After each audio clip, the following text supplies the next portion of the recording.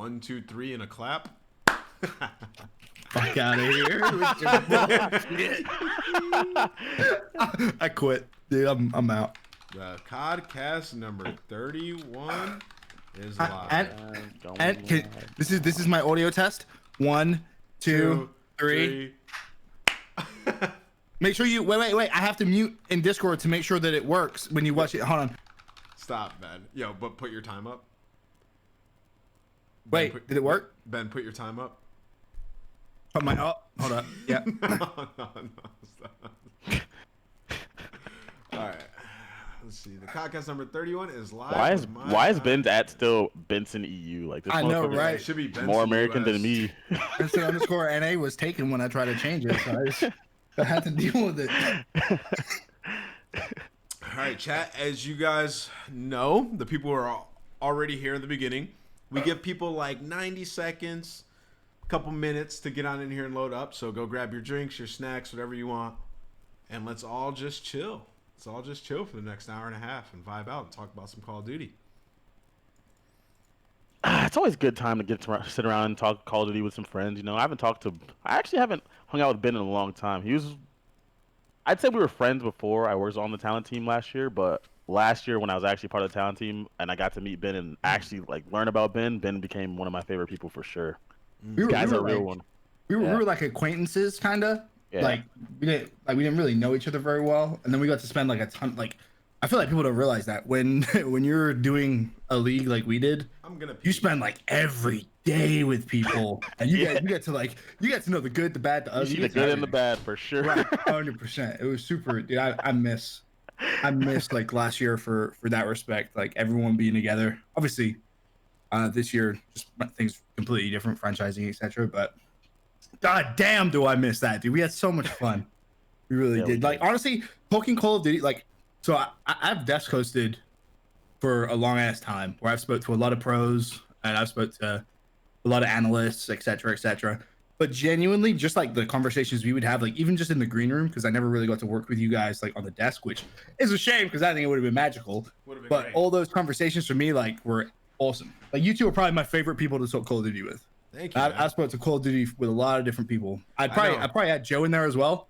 But even like that guy Miles in group, the chat, right, Ben? And he's just horrible to talk. Miles is just beautiful. That's the problem with Miles, right? Miles is just so good looking. His hair is so incredible. It's just like, you know, I can't talk to him. He makes me feel shy inside, you know. Well, it's Miles just jumping around making jokes, us talking Call of Duty being loud, and then like Jess in the corner sitting there, dude, whatever the hell Jess does. Oh, what's wrong? I'll get it fixed. What the fuck you guys need? I got it. All right. And he just storms off.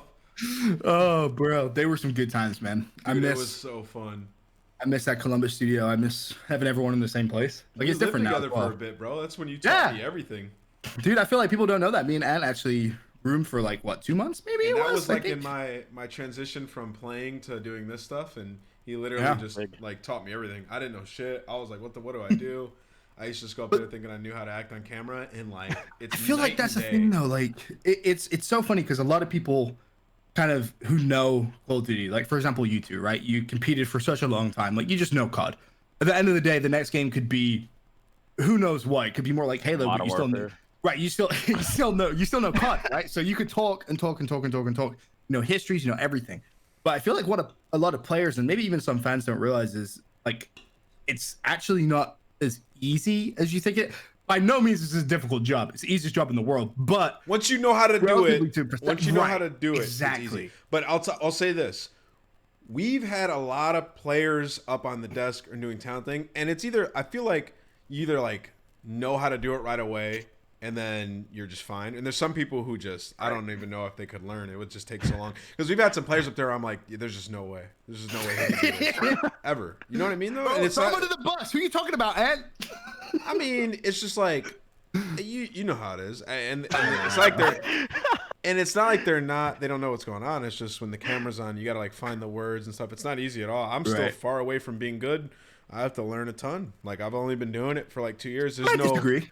I think you're very good. There's no. There's definitely like room that you can improve on, sure. But that's the same with me. I've been doing this for almost 10 years, and I still have a lot to improve on.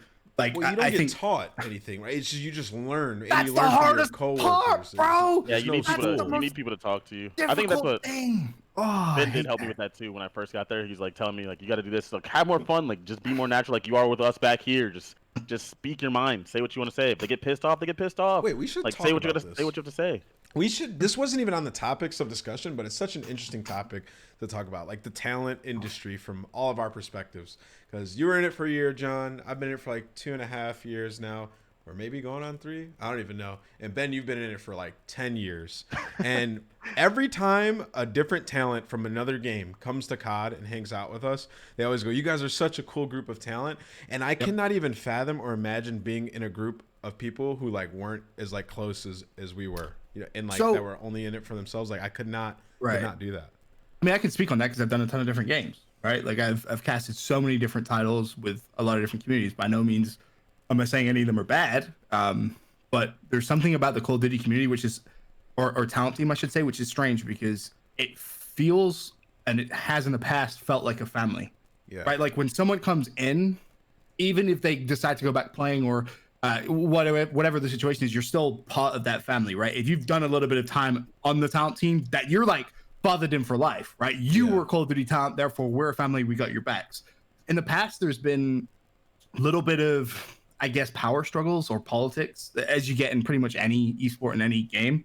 But the past 2 years have honestly been just so smooth. You could even say probably the past 3 years. Dude, I've missed all of that. I came in like right after it. I feel like right after that. No, honestly, I think you probably did. And I'm not gonna throw people under the bus or names under the bus, but at the end of the day, everyone wants to be the best and everyone wants to highlight their skills at the highest level, right? So you're always in competition. That's the strange thing about talent. Like you're technically in competition with everybody on the team, but to have that family dynamic is very, very rare. And I know a lot of other esports, they have it or they had it, or maybe they think they have it, but they don't. So far for me, the past 2 years has been the best talent team I've been a part of without question. Like it's just, dude, it's great. Like I said, I got to live with you. Me and John were out watching football games at a Fido pub in Columbus. Like, dude, it's great. That's the thing I miss so much about this year. Is obviously I'm out in LA, and you stayed in Columbus. We're also spread, right. Yeah, it's way hard different now. Miles is a nomad. When you said football, and John never hangs out with me either. He meant soccer, guy. Just don't get it. Soccer. Don't even get it. Don't get it started on Ben. You know how many times that me and Ann have been at like when he was in Columbus at Ben's door and like, yo, Ben, come on, let's go have one beer. Ben be like, huh? Civ 6 grind, bro. It's Modelo time, brothers. Hey, listen, don't be roasting my Civ 6. Don't be roasting my Civ 6. All right. So when you're in the video game industry, right? I feel like it's so hard to find games that keep you like passionate, right? So I'm on this, like you guys know, I'll go on these like weird rampages. Let's call it what it is. Yeah, binge. Not a ramp. Yeah, it's a binge. All right. It's a game binge. It's probably not healthy, to be honest, but I'll like blinds down, lights off, 2-3 days straight, one game, boom, smash it out the park. I'll play like different games. I got like Rust, Civ 6, dude. I'm on Elite Dangerous right now. I play every game, man. I just love playing video games. I do. You know what? Walk us through like a week in the life of Ben. So an event ends, right? And usually like throughout the week you'll have like 2 content obligations, like 2 videos, which don't take up too much time. So you have like 7, 8 days or so of free time. Like walk us through the life of Ben in season, events over, when you're not thinking about COD. What's going on? So like right now? Right now. Or like, okay, so like right now, for example, we finished the last event. If it wasn't for my dog, I probably wouldn't see sunlight. So yeah, I'm so curious as to because I never knew what Ben does. So as soon as the event was done, I played Rust for like 2 days straight. Because a lot of my friends will say like I'm the worst with the phone. Like, my phone right now is dead. If you text me, you're probably not gonna get a message back, and it's not because I don't like you. It's not because I don't want to talk to you. Like, I'll gladly go out for drinks. I'll gladly go out for dinner, whatever the situation is. But I just don't use my phone. I've rang Ben's doorbell before, and he's been like, "Oh, I didn't see my phone." I've been asleep. And no, but you've answered. Sometimes you go, "I didn't have my phone." You have been downstairs, and I just like, but like for example, right now my phone is dead. So yeah, as soon as the event was done, I went on a Rust binge. I started playing Elite Dangerous. I've been binging that. Like I said, I wouldn't go outside unless I had a dog. Like, it's as simple as that. I'll watch the occasional Call of Duty stream here and there, but Yeah. like I said, it's weird when you're in an esport to stay passionate about that game for a long time is really, really hard. I feel like people don't realize how hard it is. Like, No, it's hard. I gave playing MW a big try playing multiplayer and played, tens here and there. And it's just like, if I'm not truly enjoying it, why should I play it every day? You know what I mean? And John had this talk in the beginning. Oh, really? Yeah, John, remember about we were talking about the game, like we love COD and COD competitive, but the game is pretty hard to get on and play. Oh, this one, yeah, we really did. It's like getting on every single time. We're like, we intended to get on the game and scrim to like try to learn as much about the game as possible early on. Sure.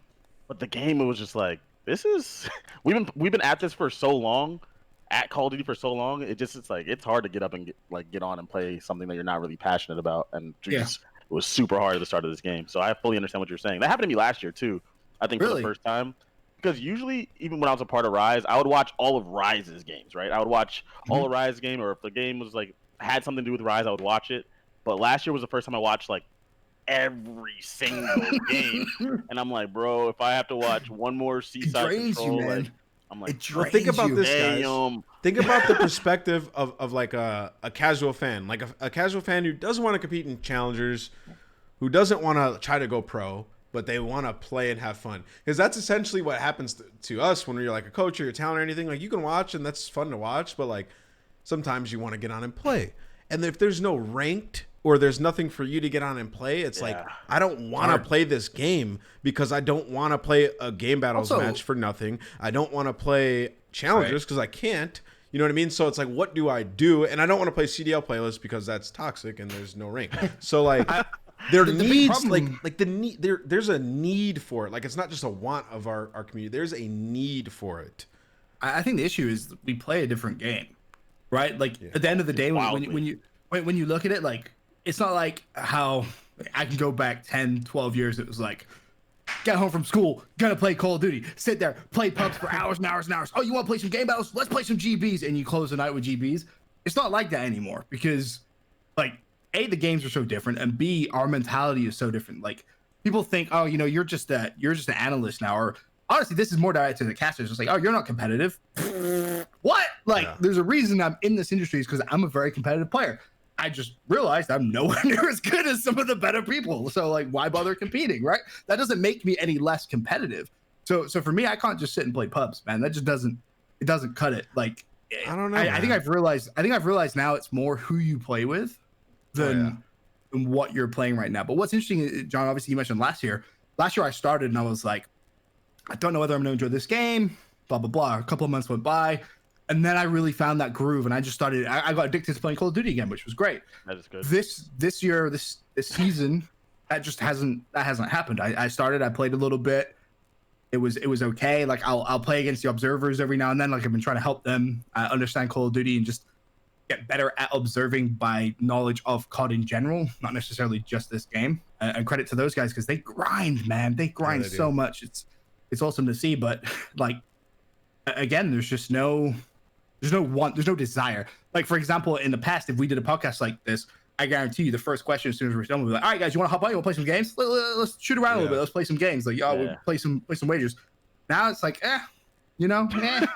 Last year, dude, I was playing tournaments with pro teams. Like, I was like tweeting them all day. I was like, yo, get me in. I was playing, like, I played the 2K with like Temp in them. Like, I was loving it. I was just finding any way to play anything competitive that I could because the game was actually pretty fun to like run around and stuff. But this one, it's not like that. If there was a ranked, I would totally enjoy it. But like, I get on other games that have ranked. Like, I get on like a Valorant or something, and I can just solo queue and like, you might find a toxic game here and there, but like, it's fun because it's ranked and you're trying to like rank up and progress and get better and play with the better players. If there's an actual good rank system and you played with people that are better and better as you go, it's 100%. Addicting. That quality, that need to improve is something that you can't really quantify, right? Like, just like the first game that I can remember with it was Halo 2. Like, Halo 2, you get on and you get to a certain level and then these guys are beating you. You're like, what? You know what I mean? Like, these guys, not just beating. Yeah, they're beating the crap out of you, and then there's like actually no question in your mind, like, these guys are actually just better than you. It makes you respect until you them got to too. The cheaters, but whatever. Yeah, exactly. It makes you respect them, which means you try to get better to get to a point, so you can be like, now I'm better, so I can compete against that. Why would you ever want to get rid of that? Like, at least that option. Yeah. You know what? I think it's a How generational they thing, come out man. anyways. It's I think it's a crazy. generational thing. I really do. I've spoken about this in the past where for me, that feeling of losing is one I hate more than anything. It could be any game, right? Like anything that you think of. I just don't like losing. It's just my personality. I despise it. So when you lose in a video game, especially in like a competitive environment, like that want to improve is so important. Whereas now I feel like players just kind of, whatever. More so like the average Call of Duty player, right? Like for me, I feel like that trend has got worse in that regard, where they're just they'll hop on, they'll shoot around a little bit. They don't care about winning or losing, right? They're just trying to get a massive KD and get some kill streaks and shoot shit. Basically, that's what they're trying to do. But back in the day, man, it used to always be about winning. Even pubs, man, like pubs were so competitive. It was like people used to talk shit all the time. Oh, like, yeah, you got 2.0 KD, but you lost the game, dumbass. And like that was always the thing. Whereas now it's just like, just let me just shoot around a bit. Yeah, man. I don't know. But the community, like at least our community that's always in our chats and stuff, like they want a ranked play. It's just like if they made it good enough to where we can get casuals to at least try it, I think people would become hooked. Like sure. they just have to be educated. Like because all my friends that casually play games, like they like the challenge of trying to get better. And when you play with like if it's a good rank, you'll rank up. In your next rank, like the players might still be a little bit better than you, and you'll learn from them, and you'll progress as time goes on. Like, I think that ranked would help our game a lot. I just mind blown that it's not prioritized. Like with how big our league is and how important it is, how that ranked play is not a thing. Like how I still think it's just the numbers. It's just the numbers, right? Like who actually plays it. Yes, our league is massive, but at the end of the day, like the joke has always been, oh yeah, more people play TDM than anything else. Still true to this day, right? At the end of the day. So true. So keeping those servers or keeping those game types fresh and organic. That's why they always come out with like these wacky game types, I think. Like those crazy game types that you sit and you think, who came up with that? And it's just obviously just, the devs having fun, trying to keep their core fan base happy. And I think they do a pretty good job about that. Like if you look at some of the subreddits of the actual game as opposed to, our COD competitive, this game is pretty well liked. Like a lot more so than I would say our COD like competitive community like it. So I guess IW did a lot of stuff right to the core fans, which at the end of the day, how it is though. We just model, expect more, and it's not going to happen until they do more. And once they do more, they'll learn that it's worth it. Not having a rank play is that's not acceptable. It's possible for it to work side by side. Like it's possible, but they have to do it first. It's something that's needed. I don't even think like the argument for numbers or whatever. Like if you want, there's money in this regardless of what you say, and if you add a rank, like it's needed for our community, so it has to happen. But it's kind of nuts. 2020, we don't have a rank play. Yeah, that's honestly mind blowing for developed esports, right? Developed esports, we're like the only one without a ranked, are we not? Like I can't even think of another developed esport without a ranked. Hold up. Wait. Oh yeah, I didn't even think about it like that. I don't know. Like for develop, I mean, would you say like we're franchise, we're tier 1 esport, right? Like I mean, at least top tier 2. We are the only motherfucking esport without a ranked play. And like not only that, I believe all the other tier 1 esports, their ranked play is like incredible too. Like it's not even like we don't even have one, and their rank play is like the creme de la creme of ranked as well. I didn't even thought about that. Which is crazy. you just heard real deep right there. Shit. Well, because if you think about other esports though, think about the other esports and like how good they're doing, and they all have a rank that people love. Like I don't know. And usually what Call of Duty does is like we take things from other esports and we like make it our own and make it better along with our own innovation. You know what I mean? Like we improve it. Yeah. The idea of like having emblems and stuff in game, like we just did that and it worked out great, and it's only going to continue to get better. It's just mind blowing that we wouldn't have it ranked because that's what the foundation of all the other ones, and they're great. I don't know. It's crazy. I know I'm going in on it right now. It just really pisses me off. Probably Russell. I mean, I want to get on and play COD. I can't even get on and play COD, to be honest. I know. I play Warzone all day. I don't play battle royales. Like I just don't. Dude, I'm the same as you, Pac. I'm exactly the same. That's I just battle royales to me just for the longest time I just don't find them competitive. Right? I try to, but it just doesn't like. I can't take that shit serious. Like getting killed by a guy sitting in a corner up in a building somewhere. RPG. I mean, it's not for me, and I know it's for a lot of people. But I just want to see. I would love to just get on this game and just play Cave Hardpoint, and then try to get better, and then eventually queue up against a BZ and get smoked. But at least I'm playing and like trying to improve. I could do that, but I don't know. I did that in I World War mean, II. I didn't even play that game and competitively, and I that was still up there in rank. that's Like, also like super cool as well because like you could be playing and then you're queuing up against some of your other friends in the industry, and then it just becomes like this remember how community and each fun level that of used to rank, be? and there's like the legends of the Oh, certain rank. bro. Like, dude, that shit would be dope. Bro, Black Ops 2, I know the rank system was broke, but there was no better feeling than like queuing and seeing like obviously for me back then, like seeing like pros, right? Like playing against Swanee in rank play and me just going like balls to the wall hard just to try and impress Swanee, like trying to shit on him, shoot his buddy. Bro, like those days were so fun. Like you join a Well- rank game and there's players that you recognize and you're like, holy shit, that's so and so. Now I gotta go even harder than I was gonna go. Like, bro, there's no feeling like that, especially for fans, right? Yeah. Who don't necessarily get to interact every day with players. Yeah, sure, you can tweet them, etc., and maybe you'll see them at an event, maybe you'll get a picture. But to actually play the thing that you're observing, the thing that you're watching and you love against one of those players is such a special feeling, man. Yeah, It really World is. War II ranked was good, and like It was sick. yeah, it was great. I remember playing that and like getting up there and then just getting smoked, and I got demoted. I'm like, okay, I gotta get back up. Like that Exactly, shit gotta was get fun. better. And also, I don't know. liked it. I don't know. I mean, I played Halo 2, so I'll start with that one. But like the feeling of reaching your first, like your high goal, like whatever that is. I remember H2. There's a certain point where you kind of hit like some cheaters, but you could get to a certain point before that where it was like, I'm that guy right now. H3, when I first got my first 50 in the MLG Yeah. playlist, I was like, I was like jumping around in my room, like, let's go. I'm the best. Like, Yeah, I was a no, podcast that feels playing by amazing. myself. So I was like, I'm finally better than these clowns. I told you guys. Another thing though is I'm like here.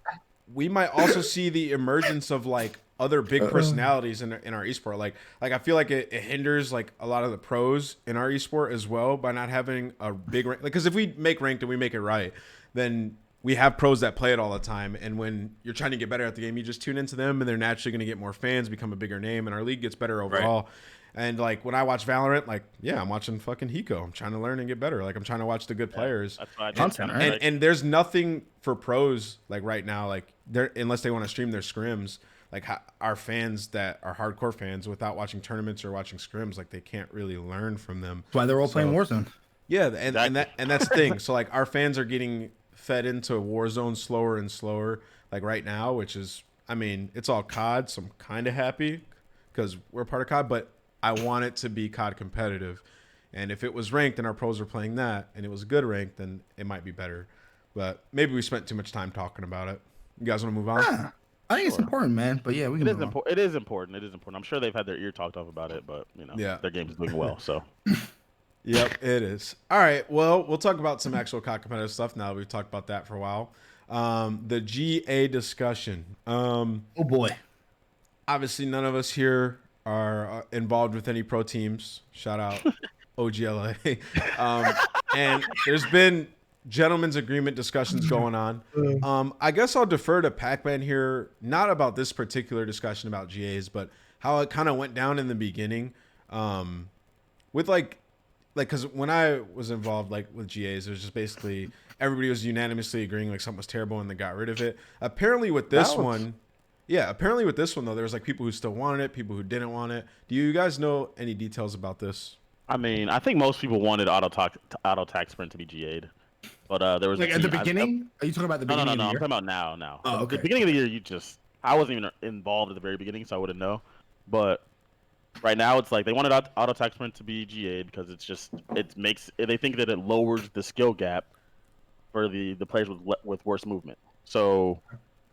That's I mean, it was put in the game initially for Warzone. It's a Warzone thing because you're sprinting around the map all day, so you just kind of just push the button. That is 100%. Yeah, no, it's the same reason the reload thing is the way it is, right? You can either hold or tap. Like that's the reason. All that's Warzone. I think I was talking to Rambo about this. I think auto attack sprint is just evolution of the controls for controller. Like I think that I don't want to mash my left stick in. Yeah, I don't want to mash my left stick in. I like it. I get that it might like break the game in a certain way in terms of like cameras and shit like that, and people just fucking sprinting.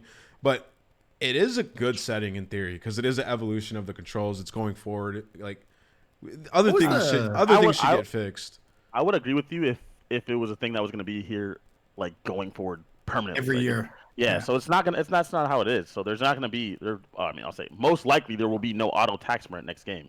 So it's not an evolution of the controls like how tactical is and like southpaw and all that crap that they added in and bumper jumper for hills. That's evolution is of it bumper control. jumper? Yeah, it reminds okay. me. Yeah, The that's ATS evolution argument controls. is in the same argument we had about scuffs years ago. Kind of reminds me of that a little bit. I mean, like, is it that much different than like slide canceling, like somebody breaking the game that way? Like, this is It makes actual it way setting. easier for them. It makes it way easier for them to do all of that. I And know, a game but- with in a game where it's like all people cammering each other, you're just making it easier for people who don't have as high of ability to do the same thing that someone else is doing. Man, we just need.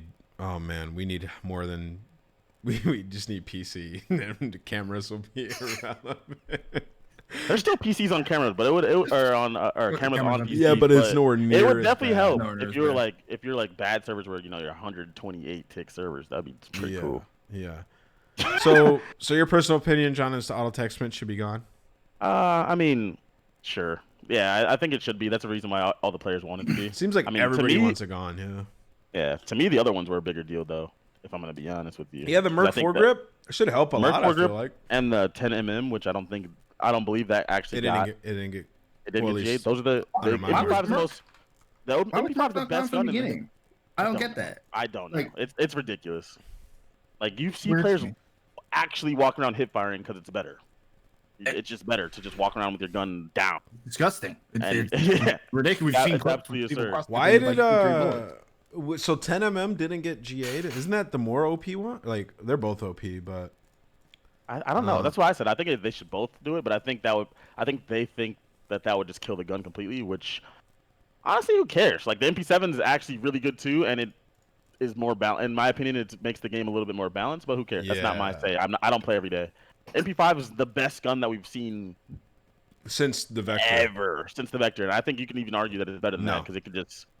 Well, not better than Vector. Dude, Bro. that MP5 There's is 5 pretty people on good. there's 10 people on the map. Most of the time, 8 of them are using The Vector was 8 crazy, of them are using brother. MP5. The That's the one thing that's Vector weird was- to me, though. The OSA Like- might be the most OP Yeah, gun but I've ever had. from range, at least in respawn, since everyone uses red dots, you couldn't just hit every shot. Hold on, what I've is the seen most OP gun we've ever MP5s had? actually square up with like Octane from deep. No fucks. What given. is the They just most like, OP gun I we've don't ever give a had? fuck. Here we go. I'm squaring up with you, and my gun's Dude, that- better. Just kind of to stay When on does that ever course, happen? the MTAR during the MTAR meta was pretty godlike. But I Yeah, don't know it whether was. we'd say. I don't know. Yeah, I don't know if we'd say it's better than the Vector.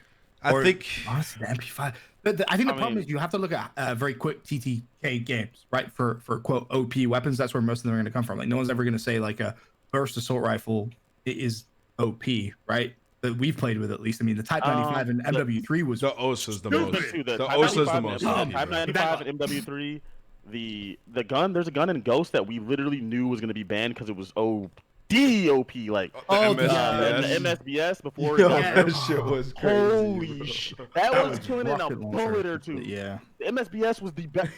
I That can't shit believe was that made cold. it through QA testing, That bro. shit was Oh, cold. but what's that? But of what we used though, like of all the guns in FL? COD competitive, FL would literally make a I think the would make a OSA. player better. I think the OSA was the most OP Nah, gun the ever. foul was crazy. Dude. Select fire and shit too.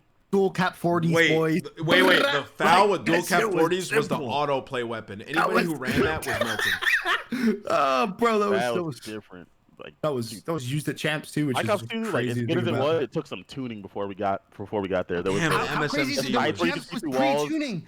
Champs Rambo, was wait, Indy ran pre-tuning. 3 ARs at a game that ended up being What? 3 subs with just running around. with Oh pistols. my god, Wait, you're bro! right, Rambo, man. Rambo Ray was legitimately running around Yo, with Ray- dual Ray pistols. spawned in, pushed Y, pulled out his pistol. That Yeah. was like the strat. No disrespect to Ray, it was the What meta. disrespect? Wow, I never even really Disrespect thought about is that. This guy wasn't even using his submachine gun. That shit was mind blowing. I never even Couldn't thought about that. believe it. Champs in Black Ops 2 was like a joke in Ooh, terms of gays. the meta of the game. People were using Still use sentry the, guns and the shit. wall sight. The what the fuck? Tracker. No. It was the Wall MMS. sight? MMS. You could, MMS. Oh, you the could MMS aim through sight. walls. You could see through walls. I forgot about that. You throw smoke and you see him perfectly as You well. could literally see through walls. We were using that crap. Ah, bro, that was awesome. But right there, I mean, that's kind of why GAs exist, and there's no really way to ever stop them. It's just there's so much shit in Call of Duty, bro.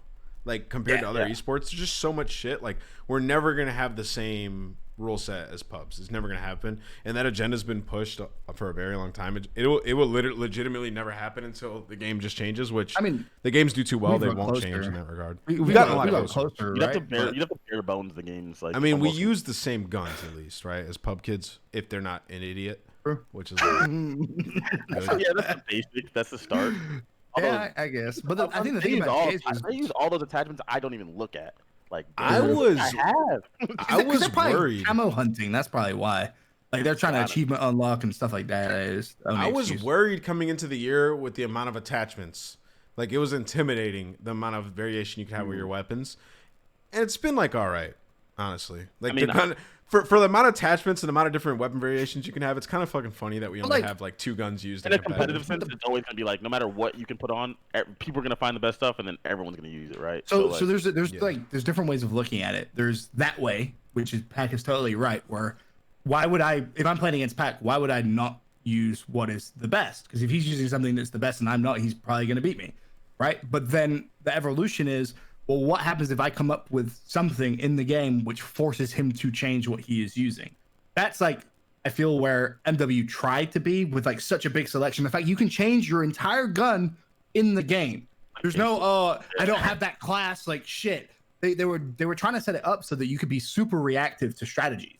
The problem is, like, what's the strategy in Hardpoint, for example? Well, I'm gonna run an MP5. I'm gonna run at you. I'm gonna bunny hop. I'm gonna slide cancel. And I'm gonna shoot. And I'm auto. There is no door bust smoke you. Right. There is no like, oh well, I'm gonna use X, Y, and Z to force you to change your class. Like it just doesn't exist. Honestly, the best weapon meta we've ever had was Black Ops 3. Not even close. And we had Ban and Protect, which ruined it. We had HVK for certain maps.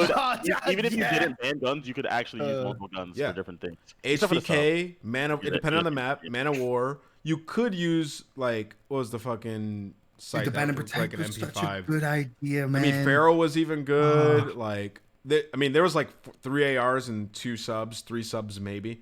Oh, there's like 4 ARs. But yeah. Can you imagine if the Ban and Protect wasn't just a button click race? Like, could you imagine if they actually incorporated like almost a seeding into it and just like the extra stuff that could have been done? Like, they could have made it great, man. It could have been. It was like really close to being really well done. I mean, but they did a really good job of making the guns so good that because they were preparing for Ban and Protect, so they made it. Right. They made the guns pretty good. So that's what Ant's saying. Like, there's some viable weapons, and you could actually get away with using what was not considered the best AR against someone who's using the best AR and be successful. Damn, you might be right, Ant. Actually, that's a good call. I mean, they had a nailed versatile, and versatile weapons. I honestly, my take on Black Ops 3 was it was one of the best CODs we've ever had, and the year got ultra ruined by us not having like a lot of events. Like, I wish we had the year we had in AW in Black Ops 3. Like there was 9,412 tournaments in AW. I thought Black Ops 3 was AW year was Black Ops 3. I think AW it was probably year our second is best probably the competitive best year. con.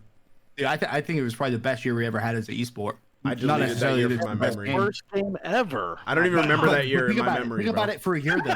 Like, dude, it felt like every other week I was traveling somewhere. Like at MLG, we were doing the ESR every single day, so fans had stuff to watch every single day. Like there was so much content around like COD competitive that you just you instantly became involved. And plus, look at how it started. Look at how it started. AW Columbus Open, Optic Phase, double best of 5. No, I agree. 8 wins with a cut. We agree with you, Ben. I agree. The game was so bad. The game was just so bad, man. Hey, man. That was our last game with the X Games too, wasn't it? Yeah. Was it? I'll be honest, bro. That was our last year amazing. with the LA Live deck too. I think for champs. For champs, yeah, because Black Ops 2 was in the place where the stage was like in the sky. Oh, Black Ops 3 champs in the forum where we oh my god. Let me talk about Black Ops 3 champs for a second. We played in the forum and the warm-up stations were in like a loading bay and they were slanted and we had rolling computer chairs and I was sliding the fuck down on a ramp. Not only that, I played my game to get out to go to in winners bracket in a fucking hotel ballroom. Black Ops 3, I lost Poder. Yo, major shout out to my guy Adam AP. I think it was him. And there was like a problem, and he like organized everything and made sure everything was cool. But I remember he looked me in the eyes. I think it was him, and he goes, "Yeah, so you guys got to play in a hotel. Like we're just behind schedule." I was like, "Oh my god!" I went to the hotel room. I played Fab E. They were twisted out of their fucking minds. The guy was in his pajamas and flip flops, smoking me, bro. I was like, "What is this? This is for thousands of dollars." So dude, that year, I chalked, bro. Chalked. You know, Asterisk. Did I just lag out or did I lag out? Nah, and he just muted himself. I think he got too excited talking about Fabi smoking his ass. Yeah, I think I hit my mute button. I lost composure. But yeah, Black Ops 3 though. Like I said, I love that. I love that game. And don't get me started on that hotel tournament, bro. I remember I beat Miracle's team to go to Champs through the online thing, and then at Champs we played Mir somehow in the tournament because someone on the European team, someone on like Maghead or Swanee didn't go. Yeah. So they had to pick up someone. So they got Mir, and then when we played them in the hotel room, Mir was shitting. He was the best player by far. I lost full. I was like, why am I losing this guy at 1 a.m. in a fucking hotel? 1 a.m., bro, in a hotel. In a lost fucking composure. hotel. How have like 50 first map, 3 pieces in the second map. Dude.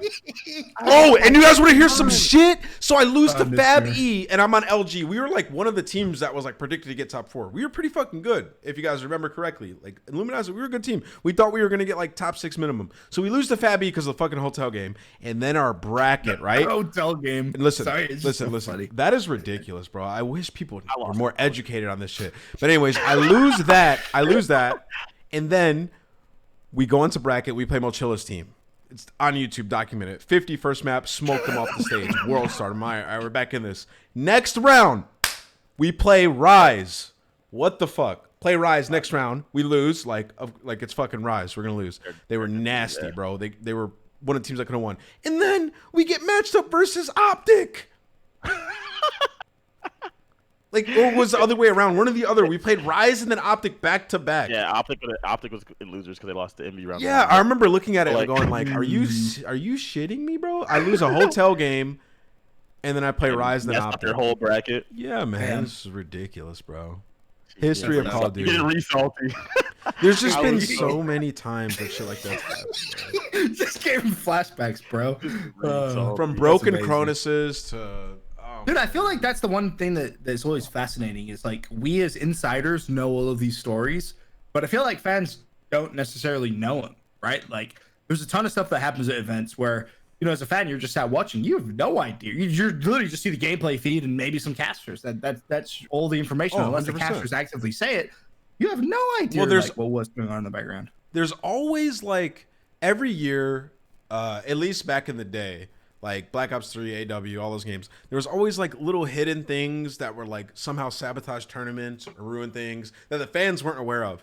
Like even all the way up until IW, I remember playing there in the Columbus studio, and 100%, like we were using old PS4s. There was something where a PS4 was better than the other. I used to get in arguments with. This is going to be called No.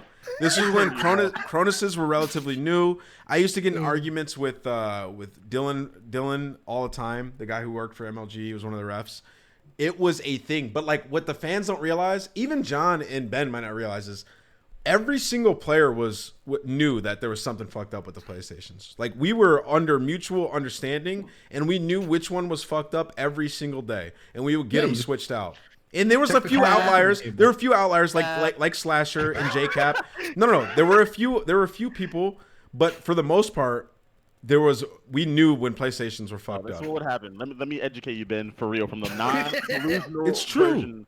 The non-delusional people, okay, what would happen was someone would sit at a spot, right, and they would get fucking tucked. I remember. Right, and then they'd be like, dude, what the fuck is going on? And then the very next game, someone would sit down in that chair, tucked, hork, smoke. And he's like, I knew it. That chair, that box, garbage. If you have to play there, bro, get that switched out right now.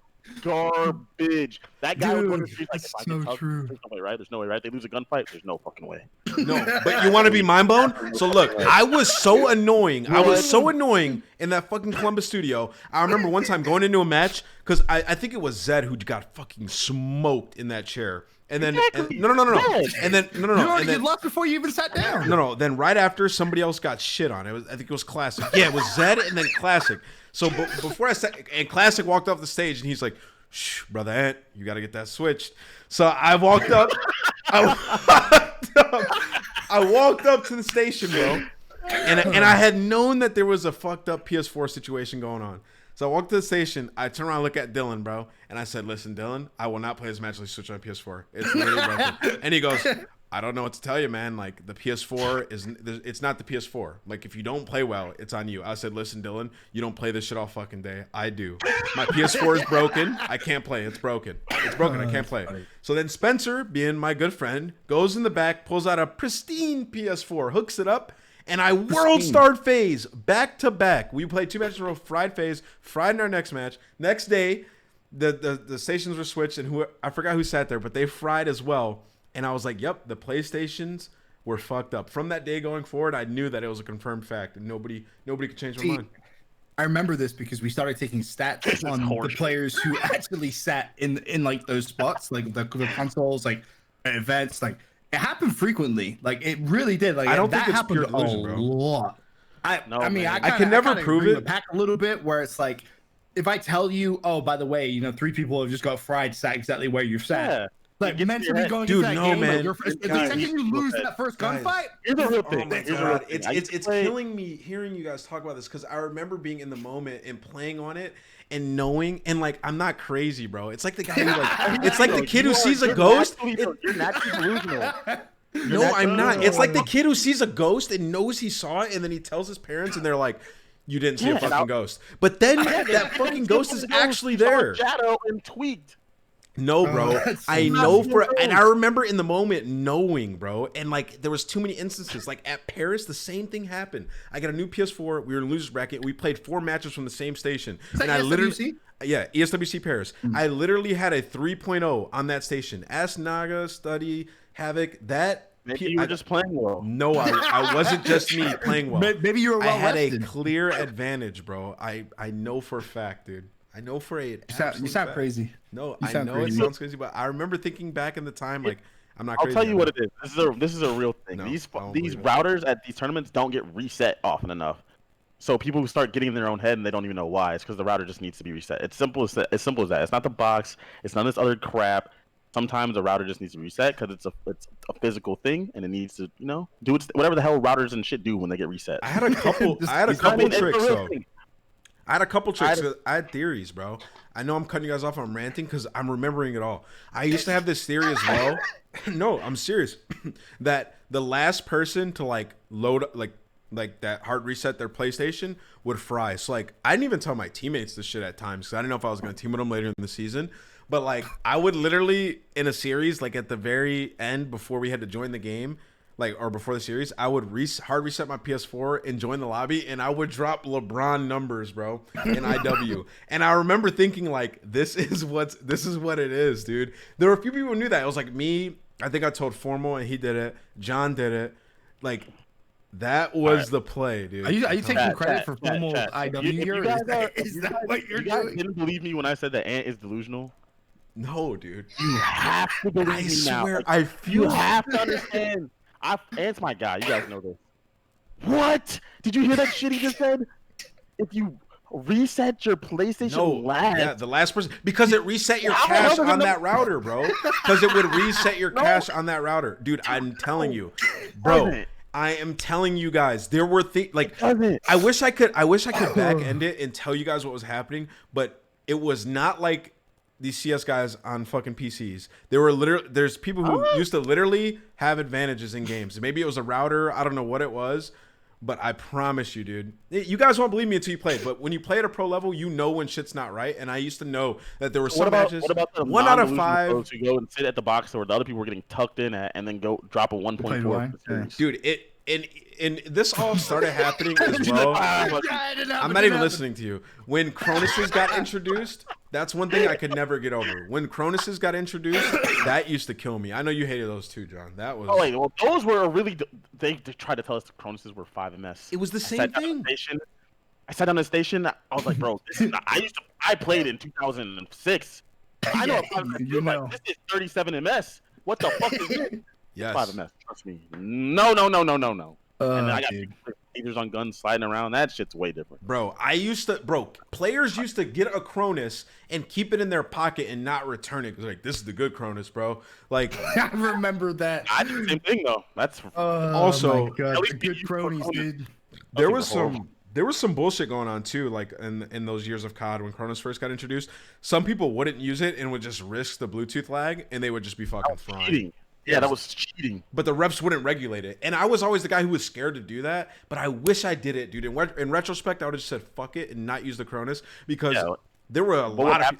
Crim never used the goddamn Cronus. You'd use one Bluetooth and like get that like circle thing once. But overall, for the course of the game, if you're playing without the Cronus, you have a hefty advantage. Oh, yeah. Like, what? I'll just hold that one stupid death. Bro, Crim, But, Karma, like, those guys, a bunch of these guys, those guys listen never to me. use Cronuses in those matches, bro. I would play games and I would know that they weren't using it, and I would just be scared of getting the lag or the ref being like, fuck you. But like, yeah, there was people not using it. So like the whole years of like IW, Black Ops 3 during that time, it was weird, like the dynamic of like Cronus and shit like that. For me personally. Well, they fixed it. They fixed it by like, I think they got it right towards the end of, or at least close to right towards the end of Black Ops 3 and IW, so that everyone started using them, but people were definitely doing that thing. If you ever hear Damon talk about the Cronuses, it's like the funniest thing ever. Yeah, it's horrible. Because Damon's like, I can't believe we're playing all these fucking things still, man. Like, I don't know, he's just fucking crazy. I mean, he has a point though, right? Like, Jesus Christ. He's one of a kind. Man, I got real passionate right there, guys, for a second. I'm going to go grab another drink real quick if you guys want to lead us into the next topic. What's our next topic? The last tournament discussion. Oh, right. Last tournament discussion? Oh, my God. Where do we start, Pack? Go ahead. You're the host, master. You know that's your thing. All right, well, let's talk about Seattle. I'm down for that. Let's start with Seattle. Bro, I'm so curious to hear your thoughts on this Seattle team because the best thing about this for me, and the best thing honestly about maybe where we are as a league right now is Octane on Twitter, bro. The memes, man. I'm loving the memes. I mean, bro. as someone who's not a part of their team or organization, it's hilarious. But imagine being on the team. That shit is fucking. That shit's fucking terrible. It's terrible. He's their best player talking like that. And don't get me started because you picked him to win. You're the worst bracket. No. Hey, yeah, go ahead. Get it in, roast me. I was just gonna say that. Alex the worst. I was just gonna say that Sam is not a funny person in real life, and he's somehow fucking hilarious on social media. I don't know where it came from, bro. I don't know if he's hired somebody to do it, but it's blown me away because I actually laugh at his tweets. He's not funny. Like, he's cool, but he is not. He's kind of funny. He's not like, he's never made me laugh in real life. Not really. Not like he's made me laugh. I've laughed with him, but it's never like he's actually funny. But he's actually his social media is actually funny. I don't know. I agree with that. It's not like I've talked about that to anybody. I just remember reading one of his tweets, laughing and going, "How the fuck does this guy just make me laugh?" Like, I just remember thinking that. Yeah, I had them winning, bro. You guys have anything to say about why? that? They were close to winning. They were close though. Like. Huh? No, I forget now. They weren't. My bad. No, but like, they're so. Oops. They're so bad. They're like. Octane's actually. I don't get it. He's actually running a sub. I don't understand how you have like. He couldn't run a Maddox because I think Slasher wanted to run the ICR to start, and then they're like, nah, fuck that, and then Slasher ran the Maddox and Octane ran an ICR. Like, what? This guy's running a sub now? Yeah, I don't know. They're tweaking, bro. But I feel like as a player though, you get to that point, don't you? Like when if you look left and right and you see your teammates and you have some like fantastic players, like you have Karma, for example, 3 rings, like you're regardless of how good he may be at the start of the game, you will always expect him to be good at some point during the year, right? Is Damon, for example. I don't know. Yeah, dude, 100%. Like just in terms of his smarts, like his COD smarts. Like, I'm not I would say that this has never happened. I would say this particular situation has never happened in COD history ever, and that's because of franchise. A team of that. Wait, you mean a team of that good that sucks this much? Oh no, that's happened. Where you form a team that people think are going to be good and they just kind of suck. Right. That's happened, but in the past in COD history, you'd be like, well, that team was garbage, and then you just move on. Like someone gets dropped, someone moves on. Like this because of franchising, it's harder to move players and get pieces that you want. And now they're like they played Enable for 1 series, and he didn't even play every map of that series. And then they switched in somebody else. That was like all they could do. They can't make any changes. They would definitely want someone else. I know mid-season they wanted Nato. Then someone said they wanted maybe pick up Danny. They really lost composure. But like, I mean, they teamed with Nato on the pack. Right? Like, LG was Octane, Saints, Slack, Nick. Like they can't do anything. So now they're just in this spot where they just kind of suck. They're not even that good at respawn, and they're terrible at search. So now they're just in a ridiculous spot where. But what you do from a player's perspective, like that's the one thing that we never talk about. Like, I don't think either of you two have ever been on a team like that. Have you? I've never been on a team that's been supposed to be this good and then been that that? bad. I've been on teams in I know you've been on that bad in that teams, but, like- situation. Yeah. But so like, what do you do as a player? Like, how the hell do you even begin to fix that? I'll tell you how this plays out. So like, I've been on a couple teams like this actually. No, seriously, I've been on a couple teams like this. Not to that caliber where like you could be the best team and you're dog shit, but I've been on teams that should be good teams and we end up not being good, right? And usually what happens is people lose faith in each other. You're talking to see what you can do with the org. You're talking to other teams to see what you can do. People are saying this guy's ass behind this guy's back and so forth, and everybody's doing that left and right. You lose faith in each other, and you're worried about the outcome of everything. Like if you're going to get schemed on or if you should be scheming on them, you're not getting better at all. And then usually what ends up happening is one person on this team will end up getting put into retirement or getting screwed over, right? One person in this situation usually ends up getting like just the short end of the stick, either having to battle their way through like out of being nowhere, like straight waiver wire pending as a free agent. Or they'll make like a 2-person trade change and the team will get better. And those other two players will be on like a shittier team, but happier individually. That's like usually what happens in this situation, but it's different with franchising because the players don't have as much influence. So we'll see. Yeah, I was gonna say, but that's like how it used to be. point. Yeah, it is way different now because that is what would happen, right? You talk behind each other's back, but I mean, they've already done that to each other for sure, and there's nothing has come from it. Like the team is completely 100%. chalked. Let me put this out there right now. The team is completely chalked. There is no way that team, even with a 1-person change, will ever compete for a championship. They Honestly, in a way, though, there's no way. That probably makes it better for them, though, in a weird way, right? Knowing that the players can't. Well, no, think about it, right? The players can't actively make a change themselves, right? As we kind of stated, it's more, franchising, it's more on management, et cetera, et cetera. They can't get worse. Like, they just can't. So at the end of the day, they may as well just sit down and just play with a smile. It sounds ridiculous, but at the same time, no, again, you can't do that, and I'll tell you why. No, Ben, you can't do that because I'll tell you right now. They've been getting paid for years. Unless you save your image, you're losing cash next year, bro. Like you can't do it because these guys want to get a good contract. Like that's fair. You can't. You want to get the fuck out of the situation so you can show that you're actually good, and that way you have some negotiation power going into the next year. Like this is your career on the line, bro. I know how that's this fair. is. No, you that's can't fair. just chalk it at all. Every player has a +1 contract, but if you're in a horrible team like that, you're not gonna get your option picked up next year. Like Enable's not gonna get an option picked up next year. I would be surprised if more than like Sam +1 got their option picked up for next year. So that means you have to go to somewhere else and talk to another franchise and try to get another deal. You do want to be the hopeful guy. You don't want to come off the worst year ever trying to negotiate with trying to get another deal. Yeah, you want to have options, bro. Fair.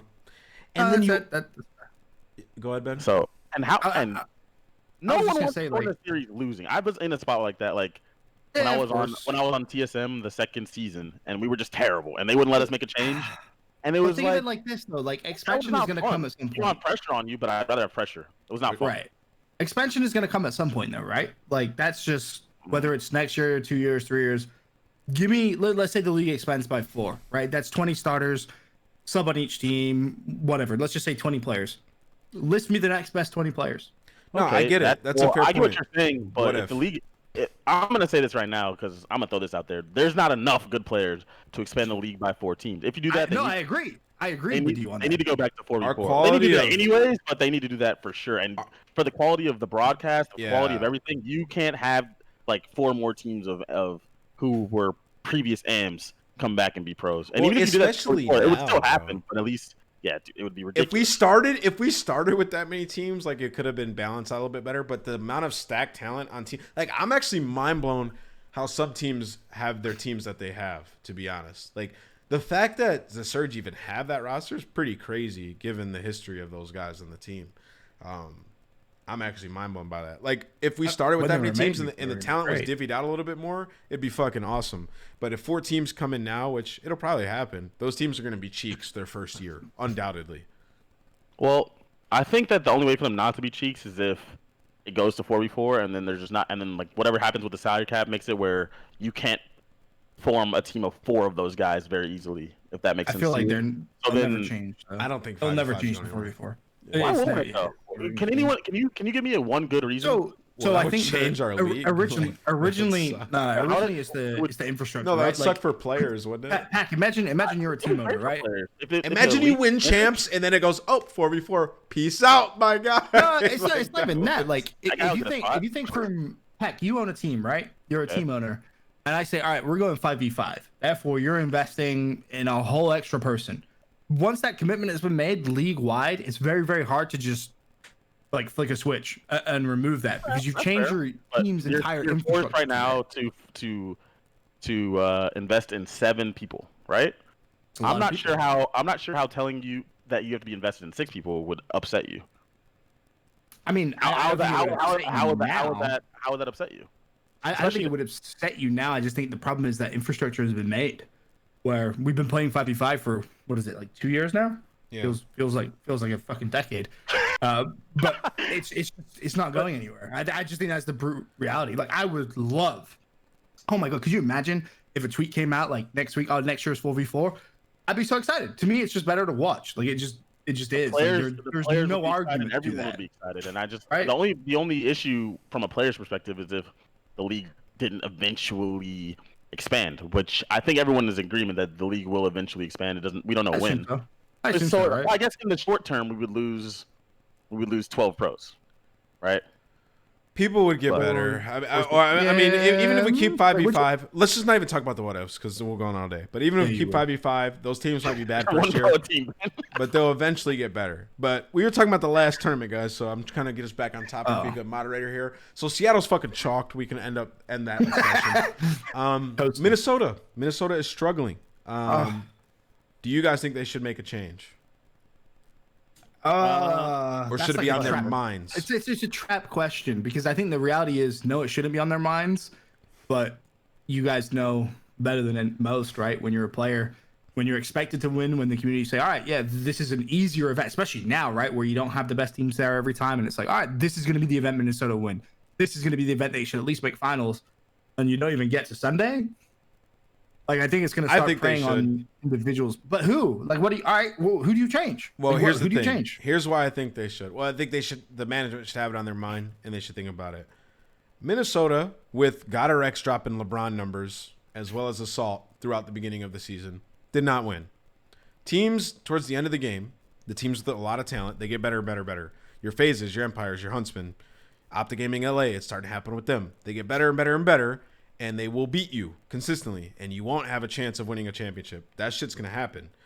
And you see these other teams making a change. The 4 teams that were in our semifinal at the last tournament all made a change. All 4 teams made a change, and they look great. Royal Ravens, Optic, New York, Huntsman, they all look great. They all made a change. Minnesota's in a spot right now where they're 4th place in the league.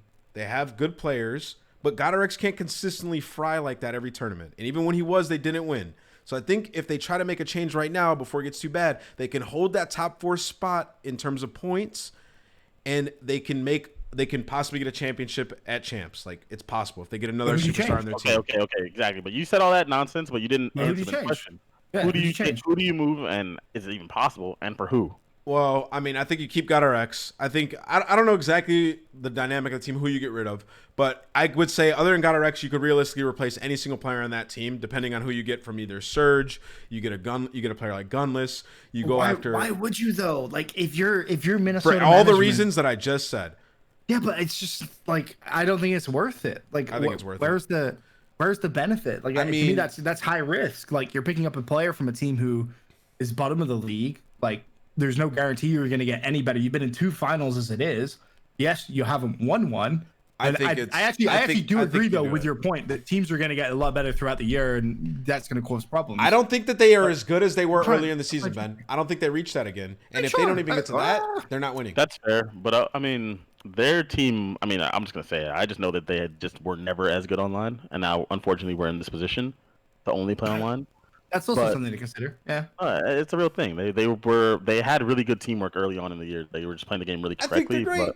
I think they're great. They're not bad. I'm saying, listen, when I say this, they have caught up. There's a difference between being good and winning. I'm struggling to find a move that you think that would actually improve them and improve their teamwork. I don't think. All right, everyone just says Gunless. They're not just Gunless. Thank you, Pat. Everyone just says Gunless. Like it's Surge. This is the easy thing. Pick up somebody off the Surge.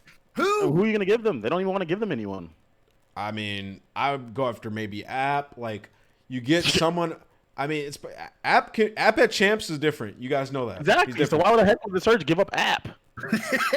I mean, Surge is broken right now. It might be something that they could explore. Here, no, but this right here. I'm just saying, explore it, guys. Explore it. Pack's point is exactly why to this date there's been the fewest amount of changes of any competitive Call of Duty year ever.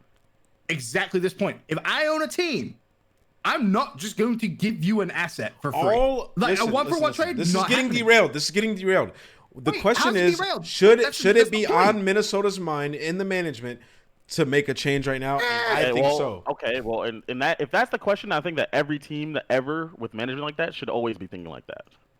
You should always be thinking about the future at all times. Always. Wait, are you kidding me? That's how making a change right now. So the Huntsman should be thinking about picking up. United run. I guarantee you. Right? So Huntsman should be thinking about making a change. They were still running. I mean, they did. Wait, Huntsman just did. I'm saying right now they just won. Like, no.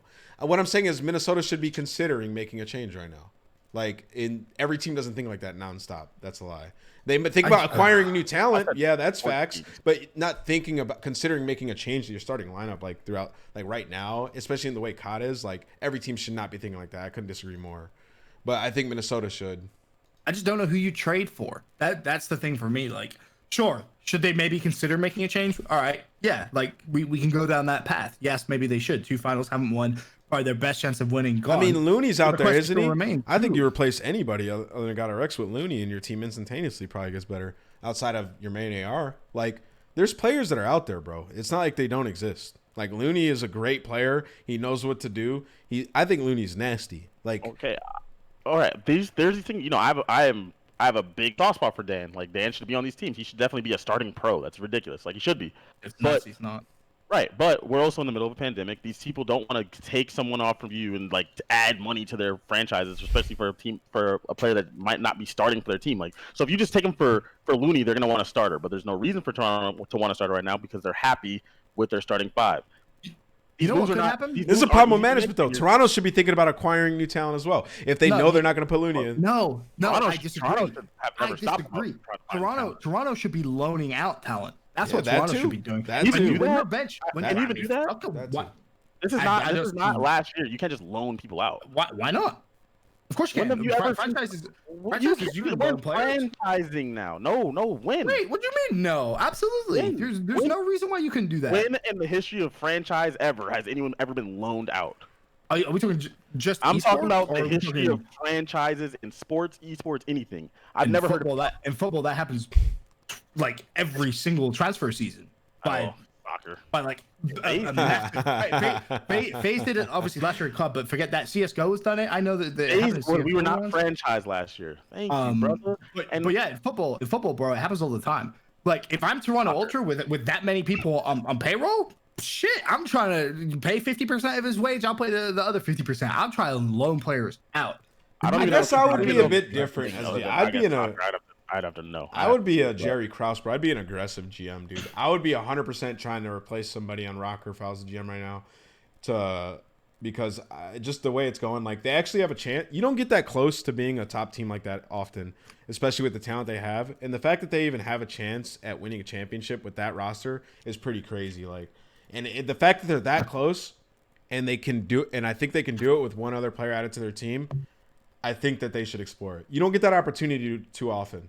But who's the player you drop and who's the player you pick up? It's so easy to say like, oh, they're within a player of winning a championship. But I already said it. I think anybody outside of GodRx, and depending on the player that you get, like you look at players on Surge.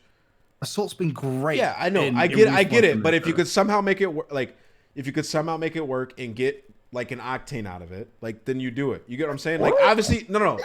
Listen, that is an extreme what if. But what I'm saying is the only player that I would lock in would be GodRx on that team, and I would be exploring replacements for all the other players right now to try to get us over the hump and win a championship because they're close. And even though, all right, so I'm gonna even if I was to say they should make a move, which I don't really think they should. The fact is that you're locking down a player. If you're saying that this is by far their best player, in order for them to actually make a move to improve, that's the player that they would actually have to think about giving up. Nope, not necessarily. Yeah, yes, it is, because that's the player you'd get the most value back for.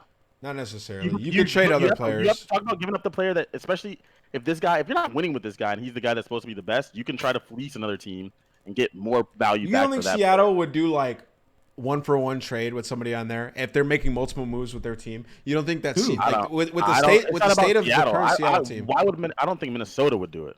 All right, well, think of it like this. They would be dumb. That's what I'm saying. Who are you willing to trade? I think you're they would not be getting rid of Sam. Like if you're Minnesota, look at the players on Seattle that you would want. Octane obviously jumps like first to line, right? Like he just does. He's just a fantastic player. But do you need Octane? Like I think the only player I don't go after. I think the only players I wouldn't go after if I was Minnesota. Like I wouldn't go after Karma. I probably wouldn't go after Octane just because of the stress that would be induced by trying to even get him on your team. Like he's probably a lock for them. But like Apathy, free game. Like I'd be going at him 100%. And that would be like I would propose like Silly for App or Silly for Slacked. Like those are things that I would propose and try to make work. I just think from Minnesota's point of view, there's no guarantee that actually makes them better. Like I think that's why they'd probably just go down the we'll just see if it works out for the rest of the year. Like, I mean, I'd probably also put a lot of my put a lot of my chips in trying to get gunless. I think that's something that could also make them a lot better. But the number one thing would be Looney. That's the player that I would be going after. And I think that OGLA should be going after Looney. I think that Minnesota should be going after Looney. It's ridiculous to me that he's not on a starting lineup, I think he would change. That is ridiculous. I think he would change Minnesota 100%. I think there's other teams that need him more. And I think if it was ever a race for Looney, which I'm amazed there hasn't been already, I think other players would try and go for it. Like if OGLA had Looney, you don't know that there hasn't been. Dude, OGLA with Looney. If OGLA had Looney, you don't know that there hasn't been. I think they would be a top 3 team. They're just extremely hard to pull off. I think again to the point earlier, like that's why we haven't seen many moves, right? Like it's just not easy to do. It's no longer hey, Pat, you want to trade this player? The Huntsman just got Pristini is mind blowing. Like just picked him up. That's actually mind blowing. If OGLA had I'm curious. Ooh, that brings up a point. So I'm curious about this because I was talking to one of my friends about this. I personally think that all trades should be made public. Like the information of the trades, like what is traded. So do I. It's we're in a franchise league. It should be like I should know. What did this player get picked up for? What was his buyout rate? What did he get? What did he sign? Did he cut his contract? Bro, we don't know any of these. So publicly, we don't know any of these things. It annoys me that we don't know that. Like I was thinking about this the other day. It's like it's infuriating. It's actually really, really upsetting because I want to know, like, as a fan, what each player is valued at, right? That imaginary number, whatever it is for each player, and those trades being public would be massive. I'm not sure. Do you think this extends to salaries? Because I'm not really sure that COD has come to that point where, or any esport really has come to that point where we need to publicize player salaries. I don't think salaries per se, but I think trades. I don't think trades. Trades and stuff. I agree. That's maybe how close the team is to the cap. I don't know. Even if it's like, oh, the trade is I'm paying 100% of his salary for X, whatever it is. Like, sure, I don't think you have to mention numbers if you're referring to salary, but I would love to know how Huntsman got Pristini. Well, that's also what takes the broadcast to another level. When we could talk about stuff like that, we don't have to be like, well, we don't know the details of it. No, we actually know the fucking details. So we'll tell you guys. If you watch sports shows, it's like half of what they talk about. Yeah, so they talk about like, I can't believe they got this guy for 4 years, 120. You're paying this guy $1 million. Like I could do that right now, but it would be me airing out other people's business. But there's some people that I could. If it's public, then there you go. There's some people I could put the mic to my face and go, "You're paying him that? Oh, what?" There's a reason why Seattle hasn't made any moves, by the way. And I'm not gonna talk about it, but we are alluding to it. God, bro, what were they doing? Can we talk about that? Pride. Since we're direct talent for like the actual league and we're live broadcast, like. We can't exactly like roast like teams sometimes, like their management decisions, but wow. There are some management decisions on some of these teams that I would love to just roast. They're not the only team that didn't know what the hell they were doing. They're just up there like at the top of the remember last time they were talking about like people were roasting Joey Nubsy. So I kind of have a soft spot now because I just got fired. But anyways, yeah, it has nothing to do with him. But I'm like, oh, you guys just set the team up for. I could have looked at that team, which I did before it was made, and be like, they're gonna be fucking terrible at search and destroy. But then they also made it they also put their team in a spot where they cannot make moves. Yeah. They have. Can I You say need a that? safety. You need a safety blanket. Like I think is the key. There are right? some teams. You need There are some players that are getting the Pippen treatment. There's some players that are getting like overpaid. Like we got some Dak Prescott motherfuckers in the league that are trying to get the back. Like the league is hilarious when it comes to salary. Like some of the players and what they can pull off. What some of the players have pulled off is mind blowing. But we won't. So moving on to the next topic. But just to put like a final thing on that, fair play to the players for getting maybe what they deserve, more ballpark figure. You know what I mean? Yeah. No. For I a just long want to period of talk time. about it. I just want. But I fine for me. think more so the argument is with It's like the management and the owners who I just don't think necessarily really knew. Like I think it's hard when you don't know how an esport is. Like for example, Call of Duty, you had team changes after every event for the longest period of time. Admittedly, it slowed down. It got a little more professional, sure. But now you have players who just feel trapped with nowhere to go. And I feel like the nowhere to go isn't necessarily just the player's fault. You know, you look at the management, a whole other kind of worms, if you will. But yeah, at the beginning of the year, I think teams should have been more careful. So Well, if one we do ever day- expand, hey, One day on broadcast, we can sit up here like the ESPN broadcasters and talk about. And That's one so. day, That's the hard part. And roast That's the hard part. contracts and stuff like Yeah, that. Because we're employed by the league, so it's Yeah. like there's only so much I you get can it. say. I'm not even sure if it's because of the league thing why you're not. It's just we haven't come to a spot yet where we can talk about people's salaries. So it's like Yeah. the reason why it's so open in other sports and things like that. So it's not them dropping bombs. It would be us like basically dropping the bomb on someone's livelihood. That's not right. It just puts you in a That's spot. fair. Yeah. I That's mean, the in NFL, those guys are getting paid bands and stuff, and like, so it's a little bit different. But we will get to that point one day. I hope so. But back to the original point, I do want to see trades, public information, because I think that's I agree, Miles. super important. Yeah, I agree. Super Ben, as well. important. Yeah, if it's not public knowledge, it isn't fair game, 100%. But let's talk about Huntsman a little bit. Before the show, I said to you guys, in my opinion, I think it was the best they've looked. I thought they looked great. I wasn't totally sold on the change. Now I am. I think that they're unbelievable. I think solidified like one of the best teams in the game. Like they're in that discussion. They all have 2 wins. It's like even across the board for me. Like I think I have like on any day one of those teams can win a tournament. Empire, FaZe, Huntsman, they look nasty. Yeah, I would agree. I'm also worried about honeymoon. I'm always worried about that. Whenever teams make a change, like honeymoon period is always a thing. It just is. But I feel like Prestini is a special case in the fact that he's teaming with his brother again. So you feel like for him, his own mental, like he's just gonna get better. He's gonna be more comfortable. I think Alec is gonna have maybe someone who might listen to him more. After I did an interview on one of the CDL podcasts, we actually had Alec on, and he was like, dude. Like, it's crazy. Like, just trying to fix problems is so hard on that team. It's like no one listens, like arguments all the time. So I hope Prestini adds a little bit of structure in that regard.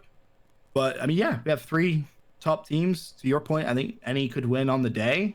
But I was kind of already sold on Huntsman. I thought they were a good team. I think they're better with Prestini. No? I think they're still... They are. I don't think there's any way to say that. I don't really think there's any way. I just think it's the best they've looked because of one. They also didn't play a tournament with the other 2 top teams at least on like you know what I mean. Without that's a good argument. Dallas and Atlanta. They did what they had to do. They didn't go to a game 5, so they definitely looked good. Prestini was good. Like he played his role. He's a great player. He's a world champ. He's a great player. He provides the rest of them with some bait, some like you know what I mean. Like he just goes super fast at all times. It looked really good. I was surprised at how well they played in Search, to be honest. Just forming a team. That was the most impressive thing to me, that they were able to just be so good at Search so quickly. They just looked like a really well-rounded team, but also like the one thing I really noticed like heavily was how good Formal was playing this tournament, bro. Like he actually was disciplined, playing his role as an AR. Like, and they used to have problems with that, like with him and Alec and not knowing who was going to run what. But yes, so what you said in the chat, like Formal looked comfortable. And like, I just thought that they looked like a team, bro, for the first time. Even with Gunless, at times they didn't look like a team. They looked like a team this weekend. And that was like what impressed me. And every single match, they got better and better as it went on. So Like I think that's why I think they look better is because everybody looked good in their role. Like it wasn't like one player taking over to win them a game or get them out of it. Like everybody was doing their thing. And when a team's like that with that much talent, like they're fucking nasty.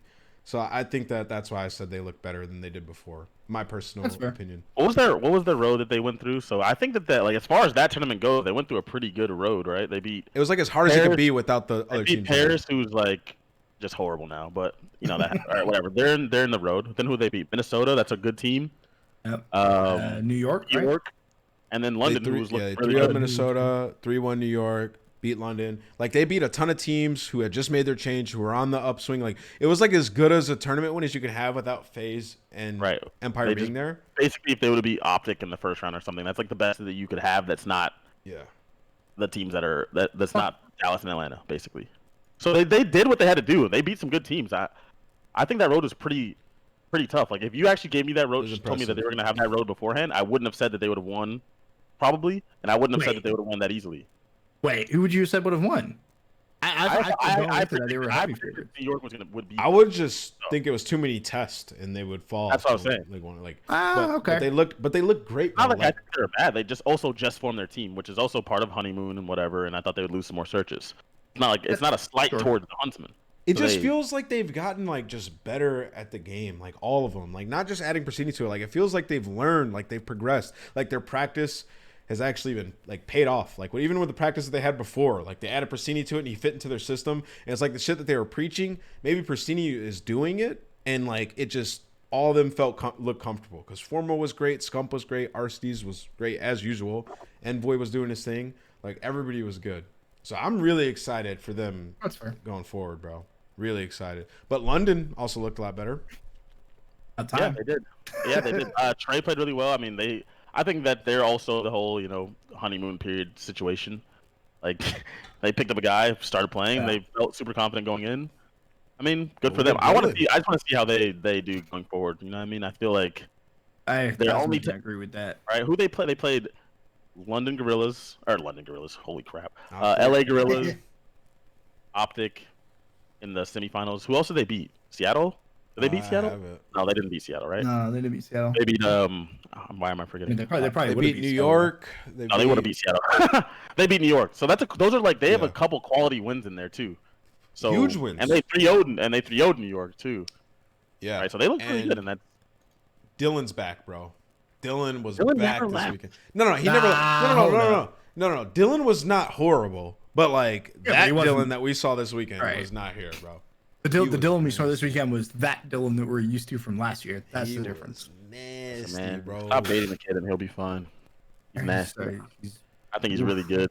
I'm excited for them. I like Trey a lot, and I was really sad that he wasn't on a team, so I'm really happy that he's back. But the same thing, guys, the same thing I said before last episode. I was like, I think they'll get better. I think they'll ascend, get close to that top mark, and they'll make it to some finals. But we've seen this formula before. They never win that finals when they're there. Not true. I mean, IW playoffs. I'm talking. Hey, we're talking about scraps. We're talking about scraps and these guys. Yeah, I know. Come on, there. You had to get one. You're killing me, bro. You come on. Like, wait, is that the only Euro championship? North American soil, yeah. Yeah, they get there, bro, and they don't win. Euro championship. EGL8, brother. Yeah, I knew some fugays. TCMOG Euro championship, and they were snaking their ass off. All right, let's try to breeze through some of these topics so we can get to the call-ins. We've been chatting, bro. It's been fun though. It has been easy. All right, here's a quick one. Does this help the Gorillas? Saints for Spart, the rumor. Oh, absolutely.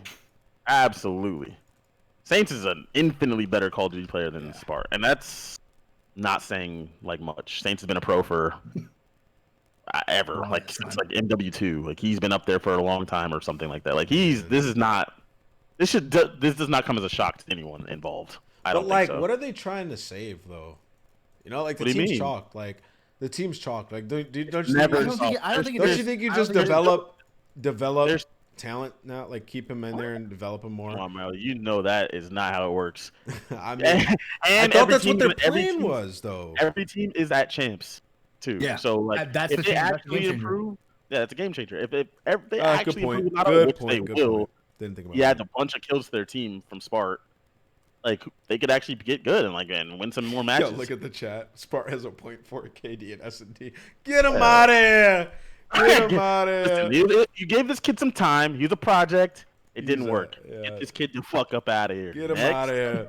Get him out of here. These cheeks. All right, so, well, I guess we could skip the next topic because we kind of talked about it already, but the leak of Charlie Intel tweeted Cold War today, the next game. They're like Summit, Slums, Firing Range, and Jungle are coming back. Completely chalked unless it's 4v4. We can't play. I don't know. Here's why. Okay. So now, bear with me. Now I know we've had Slums in the past, right? And it was a Treyarch game. Can't play 5v5. Done. But no, wait. Okay. Just let me break it down, okay? So this year IW released a ton of maps, like old maps, called 4 maps. They changed them completely, right? Like there's new lines of sights, there's new areas on the map, etc., etc. To me, they didn't do it right where it felt like it was the old map. If there was a developer that I would trust to do it correctly, change things up to kind of make a 5v5 spawn system work, I would give that benefit of the doubt to Treyarch. Well, wasn't this game? Wasn't the map was in the last game though? Right, but I don't think they will have had the time necessarily to do everything they would want to do. If these are coming out like straight off the rip and it's a big thing where they're announcing like old maps are coming back, I give them benefit of the doubt. We just need new good maps. Are we getting Black Ops 2 Dimensions? And then with that, are we also getting the movement that goes along with those games? So that's the these big maps thing, right? don't work with certain movement involved. Like if you could just slide corners, you break certain areas in the map that are crucial. Like if you could just slide into blue on slums, that shit is no longer a power position. You no longer have to hold it. You know what I mean? Like he's in blue, okay, slide, bang. Next problem, like these maps completely change if that's the case. Yeah. So if it's a franchise reboot, could you imagine Black Ops 4 maps? How there's like almost nothing on these maps. Black Ops 4, like frequency. Think about you kind of just have like one head glitch or heady over here, one heady over here, and nothing in the middle of the map. If that was a classics COD without stim and movement, think about how bad that map is. Terrible. Like how the hell am I supposed to get over there? You know what I mean? Like how do I get over there? It does not work. Like he's just standing there and just killing us over and over and over and over. You have like these things have to suit whatever game you make, so that that is a huge factor in going towards Cold War. It's Cold War, so I pray there's no like sliding into fights, diving into fights, dolphin dive, bro. Into fights. Better not like, be, bro. None of that. Like hopefully bro, they do it right. Nah, I think they give us the dolphin dive, like the old school dolphin dive where you can. That would be awesome. Do anything where you're stuck, like you're in an animation. There's no shooting while diving. There's none of that nonsense. To me, I think that would be the best movement mechanic. Is sliding, like to your point, sliding straight through is. You know what, guys? I think that this topic is uninteresting because we have no idea what the next developer what they're gonna do, and the amount of times I've heard. Tell me how you really feel. Well, I mean, it's just true, and the amount of times I've heard. Well, I think if there was a developer that could do it, would be this, and it hasn't been done. It's been way too many. So I'm just gonna hope for the best, and they'll figure it out. Shout out to Joe DeLuca. They'll figure it out. Bring Blitz back. Had no one at that guy's faded. All right, so Blitz was fun to watch. You guys want to do? Say that shit was fucking fire to watch. Would you guys like to do call-ins now, Ben, John? Sure. Do we have other Ben around? Oh yeah, is FaZe Ben here? If FaZe Ben is here, I'm requesting your presence in the Discord, and we're gonna do call-ins. If you guys would like to call in, join the Discord. Guys, join the Discord, !Discord in the chat, and join the call-in channel. Oh, we have a bunch of people already in here. Let's go. Awesome. Badger, right. I agree. Uplink is by far the best third game mode we've had in a long time, but does not work on the ground. Tried that. It's called Gridiron. that shit did not work, brother. It does not work. That is absolute garbage. It just... it was a good try. It was a good try bringing it back. It didn't work. I want Sabotage to come back, but... The only problem with Sabotage is the overtime system in Sabotage is horrible. I don't know how, and that's a tough fix. I don't know how to fix that. But Sabotage is an amazing game type. Yeah, I don't know if you can either. Like, I really don't. So we have our first call-in, and it is Spaceman. Spaceman. Welcome. Spaceman. What's your question, my guy? All right. So... You guys have been talking about Rocker, and of course the thing is, it's about who, not when. But my question is, if we look at London and they don't make it back to a finals, do we look at them the way we look at Rocker and say they need to make a change? Because we're asking a lot for Rocker to make that change based on the results. But London's kind of in a similar situation. What do you guys think? Okay, well, one, to be clear, we are not. By me and Ben did not say that. That was Ant. Two, they're not in a similar situation. They're not. Yeah, I was gonna say it's the middle of the season. They made a change. They just played their first tournament. They just made a change. Whereas Rocker have been the same the whole time. So you have a much larger body of work to look at. They're not in the same situation. Yeah, I don't think that if London were to get like knocked out in the before bracket play, I don't think you make a change. You're not looking at them to make a change already. You have to wait. You have to get more body of work and see who they lost to, how they lost. All these things matter before you start talking about that. Jason, I'll be honest. Shitty question, brother. But yo, thanks for the question, my guy. Take it easy. Have a wonderful night.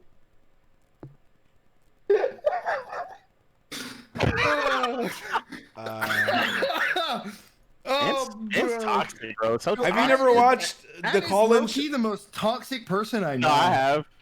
Have you not watched Stephen A's call-in show or like when Charlamagne does it? They just wrote if it's a dumb question, they call it out. Don't matter who it is, they call him out. If I ask a dumb question, tell me it's a stupid fucking question, and I'll be like, my bad. Maybe he meant Paris, bro. We don't even talk about Paris. I feel like no one gives a shit about Paris. I'm so sorry. I mean, he's not. Do you give a shit about Paris, Ben? Tell me right now. You're casting Paris versus whoever. You're like, yo, my guy Curtis. Yo, what's up, Curtis? Welcome to the show. What's your question? All right. So Seattle had run Pander, but I don't think. Do you know if they considered ever running Proto? I've seen that question asked. I saw people talking about that on the subreddit, and it's weird because a lot of people are saying, oh, the player they're looking for, the type of player is basically Proto, and they have Proto sat there. To my knowledge, I don't think they have played with him. Pack, you may know better than me in that. I don't think that's what he's asking. They definitely haven't played with him, but he's saying have they like thought about it. There's no way for us to know that, but if they did with him, he would get absolutely destroyed. At this point, you may as well, right? Yeah, like I would have said hell no in the past, but like now, like try it. Like you would get smoked, and then you guys would be in the same situation. Be like, why did you guys pick this guy up? Like, it wouldn't make it easier for anyone else. I don't know. Pander at least has had a lot of time to practice with the pro team and play against pros nonstop. You could also say Proto has been at a higher level than Pander. Because you can think about that E6 team and you can easily argue that. 100%. Yeah. So 100%. Maybe Proto might have a top 4 placing somewhere in there. Actually, I think he does. I think he does. Like 6 or something. I think he does. I think he does. Win. Yeah, with actually, I think it was with E6. AW. Let's see. If it was E6, I'm trying to think of the only time he could have had a top 4 it would have to be an IW or something with the E6 or something like that. That would have to be it, right? There's no in AW. Their highest placing was 3rd, and I remember their team was like Exib, Ruiz, General, and Cade. So there's no Ruiz there. There's no Proto there. IW they got 4th. I'll check. Either way, I do agree with you that you could argue that he's played at a higher level than Proto for sure, or than Pander. Yeah, he got 4th place at Anaheim with Space Leaf Fellow in Black Ops 4. Wait, what? In Black Ops 4? No, that's the open. No, that makes open bracket. No, I'm just looking at his placings. I'm trying to see because I have to be IW. Look at IW. That has to be it. I'm in order by placing, so I can't. Top 6 in IW. Yeah, that's right. I say top 6 in IW. I said that. Yeah, he never got top 4. He only got top 6. I was right. Thank you. Bow down to my infinite knowledge. But my apologies. What? It wasn't you. Yeah, he's gotten like top 6 a bunch. He's only got top 4 in open tournaments, but he's been like he's played at that. Like that argument is there 100%. Yeah, the argument is there. I don't know why you'd play with him or Pander over Enable though. So there's also that because Enable has placings in multiple games and multiple titles and multiple FBSs that are all way better than either of their best placings. Yeah, to answer your question though, I think you might. Fuck it, you can try it. Can I ask a bonus question? What happened to John? Oh. I don't know. I don't know. Honestly, I don't know. Yeah. Okay. All right. Take it easy, Curtis. Thank you for the question. You too.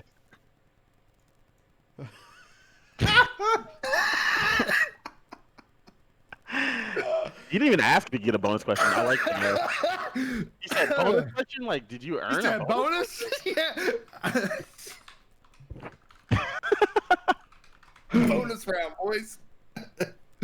He said, bonus question. What happened to John? I went, don't know what to tell you, brother. I don't know. I respect the hustle right there. I don't know what you That's talking. the Yo, bonus points. I don't want to butcher your name, so Yeah. can you pronounce it for me? Chit. Just say chit. Shit. Chit. Yeah. Oh, chit. I was like, oh. Okay. What's good, Chit? How you doing, man? I'm good, man. Alright. So my question is a bit more of a debate. I know this weekend might have kind of hindered the argument, but I think that if it wasn't for T2P and the relationship that Scump and Formal have with each other, and obviously you wouldn't drop Formal should have been dropped instead of Gunless. Going into pass cards and the history that should have been made. That's a bold ass statement to start a debate. It's That's not. bro. So Just real quick. Hold on. I will say there's an not argument wrong. for you there. There's an argument for you there because of the AR problem. There's an argument for you there. But like, you just don't do that as the owner of that team. No. For real. You definitely can't do that as the owner, as if you're running the Huntsman. What? From a pure just gameplay perspective, if you just X's and O's and that's all there is to this, you're not wrong. Yeah. No. I that's what I said. I said there's a huge argument there. One of the best ARs in the world. Because he's not a better AR than Alec, right? Like in this game, and he's not as good as Gunless with the alternatives. So like, yes, like what you said, X's and O's. Yeah. If you're just looking at the roster on paper, no followings, nothing like that, no chemistry, dynamic, nothing. Yeah, right. You could have gotten rid of Formal. Right. But there's way more that goes involved. Problem is, I get that. So, but like, you don't get rid of Formal. Personalities. Yeah, the personalities, the and following. You never. Get rid I will of say that's a great question, though. That is a good question. That's a great question because it's like a hot take, but at the same time, there's actual logic behind it. So I respect that. That's a good question. I do. If someone wants to get a bonus, it would be this guy. Yeah, that was a great question. question. Do you want a bonus question, Chit? Okay, real quick. You guys said that Blitz would be chalked in this game, but it would actually be the perfect third game mode for Modern Whoa! Warfare. You're invalidated everything you had going for you. No, I wouldn't. Let me finish real quick. Listen. Listen. If you actually like think about Modern Warfare, Blitz was asked because you could sneak through and just dead silence your way through the base, but you can't do that in this game. You have to wait for your deadly to get popped. So it'd be a smart play. No. Yes, it's a smart play. It makes it worse. It won't happen as often. It honestly makes it worse. Blitz wasn't just How does that make it worse? No, it wasn't. You fought, and most of the time, you fought your way to a spot, except for on Octane, where you just ran back and forth. You had to fight your way to a spot, and then like you can sneak from certain spots. Right, smokes, thermal, and it shouldn't be. A respawn shouldn't be based on sound, anyways. What map are you playing Blitz on in this game? Although, wait. To Chit's credit, it'd be way more fucking entertaining to watch. So Dom's been lit. Okay. Wait, no. Dom's been lit. The last tournament, the last two tournaments, Dom was lit. Bruh. Blitz is not a perfect thing in anything ever. No. Blitz is more entertaining. Okay. I agree with Marty in the chat. Game 3 should just be a gulag, 4v or 5v5 gulag. Throw him on the gulag. Yeah. But yo, Chit, thank you for the question, my guy. Yeah. Good first question, at least. Yeah, that was a great question. I like that.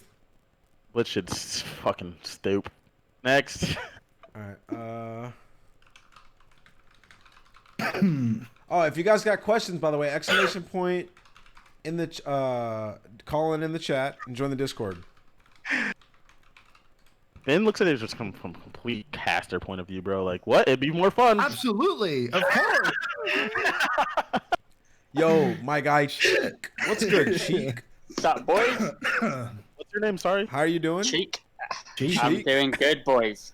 Where you at, Yeah, man? I'm downstairs. I mean, Chit says, the guy you just spoke to, was my twin brother. And Oh, yeah, lit. man, he was the one who called Pac-Man trash. So you missed a charge, Pac. I'm sorry. But I do respect Pac-Man a lot. I think he's a goat in Modern Warfare. Best player in the game.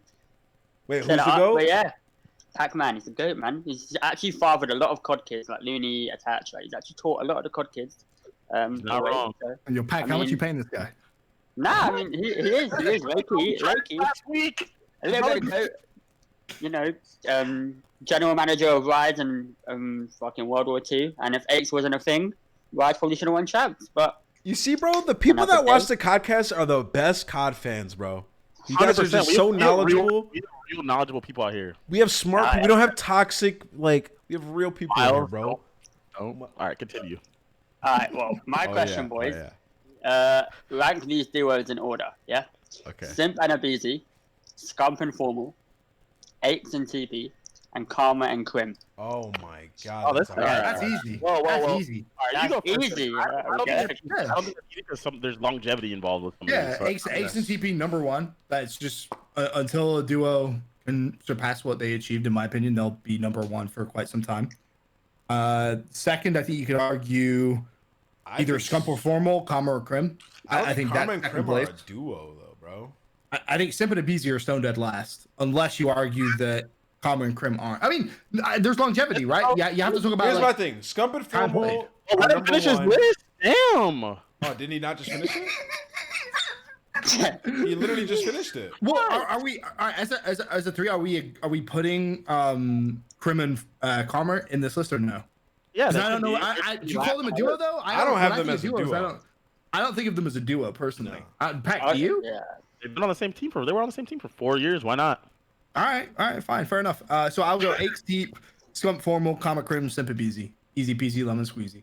Go ahead, Ant. Scump Formal number 1, Aches Teep number 2, Sip It BZ 3, and then I'll put Karma and Crim at the bottom because I don't think they're a duo. All right. Well, if we're talking pure ability, if we're talking pure what? I just feel like I got finessed Yeah, Ow. I mean, because I don't- never mind. I don't really agree with either of you, but it's fine. I have Scump and Formal number 1, bro. Ability and dominance, number 1 duo. Right, but Alright. Simp and Abizi dominance-wise, what more do you want Longevity, them to be? my Like, brother. back-to-back? Longevity. They've Yeah, not that's won it. enough. These That's guys it. split up and they're back on the team now and they're So winning. I don't have them number one, but I have them. Well, hold on, wait. I want number one. before you give yours. Before you give yours. Go Pac-Man. I want to hear what Pax is to see if Yeah, Pax go on. agrees with you. Number 1's Aches and Teep. Yep. Number 2, Scump and Formal. Number 3, Simp and Abizi. Number four, the last one, Karma and Crim. If we're talking pure ability, just pure ability, I would have to put like Abizi and Simp at 1, probably 1 or 2 with Scump and Formal. That'd be tough because of the errors. I don't know. If you put those, if they were allowed to play jetpacks at the same time, like Simp was, they were actually both absolutely fucking disgusting at Black Ops 3. We would never even be able to see. But Aches and Teep, there was a time period where they were legitimately going to tournaments and everyone knew their team was going to win. So for Same with Scump me, and Formal, yeah. I mean, they had a game, right? Their AW was their best game, and even at that time, there was another team that had the upper hand. FaZe beat him. FaZe had the upper hand on them. With the other team, with Cole EG, no team had the upper hand on them, and everyone knew. Oh Like, shit! I just deleted a whole game out of my memory. Aches and Teep were running Black Ops 1 for a bit too. that's what I'm saying. I was about to say that. Ace They were literally and going TP back. were They're dogs, like. Yeah, ridiculous. I think I put them and Scum and Formal equal one number. Those are just the 2 best duos. I don't think I could put one above the other. That wasn't the question, man. You can't tie people in first. Well, That's not how it works. So you know your reason for Aches and TP being they went into the games, they're the GOATs, like they're the number 1 team to beat. You still put Scump and Formal at the top, even though they went into 3 champs with the GOATed team and placed top 8 or 16. I like it. Well, that's what they've done. I get your argument, but Black Ops 3, they were not the best. Envy was the best team. You are. Yeah, but like they went in. AW expecting was it. the only game where I actually was like, Yeah, they I think should it's have gonna won. win. They should have won. Yeah, that. they were the best team Yeah. in AW by far at the time, especially at that time. I'm like, they're gonna win, and then they literally shit the sheets. That's another thing. I don't think the Aches and teams ever like went somewhere where they were expected to do something and then shit the sheets. That never happened. They lost sometimes. They lost to Ant's team at like a PAX, but that was like such an outlier. They went and won everything else. You know what I mean? Like they. And it was still second place. It wasn't like they got knocked out top 8. Like Exactly. when they went to an event, people were legitimately. I can tell you for about a year and a half of my life, I got every single prediction correct because I picked Aches and Teep. It was the easiest thing in the world. Like you knew they were. There was no doubt. I And yes, you hate can. that argument. That argument is fucking bullshit. Wait, which argument? The whole like there was no comp in like It's Black relative Ops to your 2. time, So bro. that's what I was gonna say. Like That it's argument like, is It's the worst argument ever. It's relative to your time. It's for gays. You can only be as good as the people around you, bro. Or like, exactly that. If you're the best, you can only be that good. Like it's just not. It's relative to your time, bro. Trust me, if you played them, you know they're fucking like the team was fucking disgusting. You weren't just showing up and beating complexity. There was not. It wasn't that there was no comp. I said this last time, bro. The best player I've ever played against in my life was Crim6 in the first half of Ghost. That was the best player ever in Call of Duty ever for me personally. The best player I ever played. No bullshit. The first half of Ghost was disgusting. That's when he dropped 20 in the third. AW, the first time I got like his circle shot. He was up there bro, too. what the fuck is this kid? I just what kind of? I just thought that he was just out movement, beaming my shit. I just thought Crim was different in terms of like game knowledge and actual skill. I've never played with somebody that. I mean, we're both on the same page. We both think AW is fucking horrible. It was just that he was the hardest player I ever had to kill. But when it came to like smarts and stuff, Crim and like late Black Ops 2, early Ghost was by far the best player. Yeah, I mean, I think we all agree Crim is the greatest player of all time, right? I think that's the most dominant player in the history of COD. Is that Crim for that year? Is like that like that's what once like the fact that Crim wasn't on a team at the end of Ghost is crazy. Like that should happen. I was so happy. Like we probably like if they figured out their situation, like they would have been beating us. Which we would have been trading. Yeah, like they would have been our only comp. Like they figured out their situation. But yo, thank you for the question, Cheat. Good question. No problem, guys. Enjoy. Yep. Do we have another one? Do you have any more? I don't know. I don't think so. I see questions in your chat. Yeah, we can answer questions from the chat. On the chat? In the Discord. Let me ask Phase Better then. team. Yeah. Any other call-ins? Yeah, we got a question from Turtle. Unfortunately, he's unable to talk, but he wanted me to ask a question on his behalf. Which was the better team? Impact in Black Ops 2 or Optic in AW? Oh, Optic in AW. Optic AW. Optic AW. Free, brother. Not even close. There you go. Impact were a good team, but Optic and AW was different. Like I would say 2 to 3 months, maybe. Bro, Optic AW the most going important into 2 months, champs, to be fair. No, yeah, that's there because are people champs that didn't even. There are people that didn't know if they were going to lose a map going into champs in AW. That's how dominant Optic was going into champs, and then they lost. And then they lost the whole thing. But like they went to a pre-land and didn't lose maps, bro. I remember talking to Team and those guys. Like we couldn't beat them. There was they won the X Games that year against FaZe in the finals, and I think they lost 1 map the entire tournament, and that was a best of 7s. Yeah, it's wild. Yeah, that was their game. Of all the times where everyone talks about the Optic dynasty, when I think that maybe it's a little bit overhyped, AW is not overhyped. They were actually fucking godlike at that game. Yeah, the reason I don't remember it correctly is I deleted that game out of my memory, bro. So I don't remember their range. I don't. Really? I don't remember it, bro. Like I truly don't remember. Like no bullshit. I deleted that game out of my memory. It was so bad that I just forgot it. I hated it every moment. What was your highest placement that year? I got like I placed well times top 6. I think I got top 4 at X Games. Yeah, I did actually. Yeah. I got 4th at X Games. Like I had like, good placings. But like the game was so horrible that I deleted it out of my memory. I'll take. That game, man. There was actually like no point to actually practice with your team in that game. I've never seen anything like that. You could actually just find the 4 players that were shooting the straightest at the time, and then just say, "Let's play Detroit Hardpoint," and then you guys could just dash around. You know what? I'm not even bullshitting. You didn't even have to practice. It was a traumatic year. I think I deleted it out of my memory because it was a traumatic year for me. I went from teaming with like Clay, fucking Formal Merc, and players like that, JCap, to all the way in Zuma and Saints, and then I ended up with like Sharp and Gunjar and Theory at the end of the year. Throw their name in the dirt more. Well, I know, right. You know what I'm saying though. No, but like I think that was just a traumatic year. Like that's why I deleted it out of my mind. It was just a bad year for you. That makes sense. Optic AW best team of all time? No. Complexity best team of all time. Yeah, I knew I liked Pac for a reason. I've been saying that. I've always said that. I've always said that, and everyone always roasts me for it. And it's like, well, my opinion. Like, just my opinion. You're gonna in general get roasted for non-Optic opinions, even if you're not roasting Optic. Yeah, it's a problem. Like, I still think that Optic team, right? That Optic team is absolutely disgusting. So talented. I just said that, and then someone goes, the only part they heard was me saying the overhyped thing. because of people like that person. You know what I mean? Right. Bro, you can literally say something good about the Huntsman and get fried. Dude, did you see my bias thing? I tweeted about the guy that called me biased. Oh, So this is a fun fact. This is true. About maybe 10-ish times in my career casting over up to gaming or Huntsman now, I have been called biased for and against them in the same map. How is that possible? Like, can you to wrap your head around that is just incredible. Like, yeah, there's just idiots incredible. out there, bro. We were talking about this. Imagine, like, what's your favorite soccer team, Ben? Manchester United by far. Imagine commentating a Man U game and like roasting Man U, like saying something bad about them, or not even bad, just like on the fence. Like your mentions are gonna be destroyed. You know what I mean? Yeah. Like it's just the fans. I don't know, man. Sometimes I stopped caring about it. You used to tell me that all the time, but now I just like fuck it. I don't care. It's just I think that one narrative has been a thing where it's just like, for sure. Learning not to care what the people had to say to you after everything you had to say. Holy shit. Man, like it's harder gets for you so guys. When I said that the denial French team should like switch up their roster or whatever I said. Yep. And they end up doing it and becoming better. But like after that It's a time, big people were like, problem. how could you fucking say that?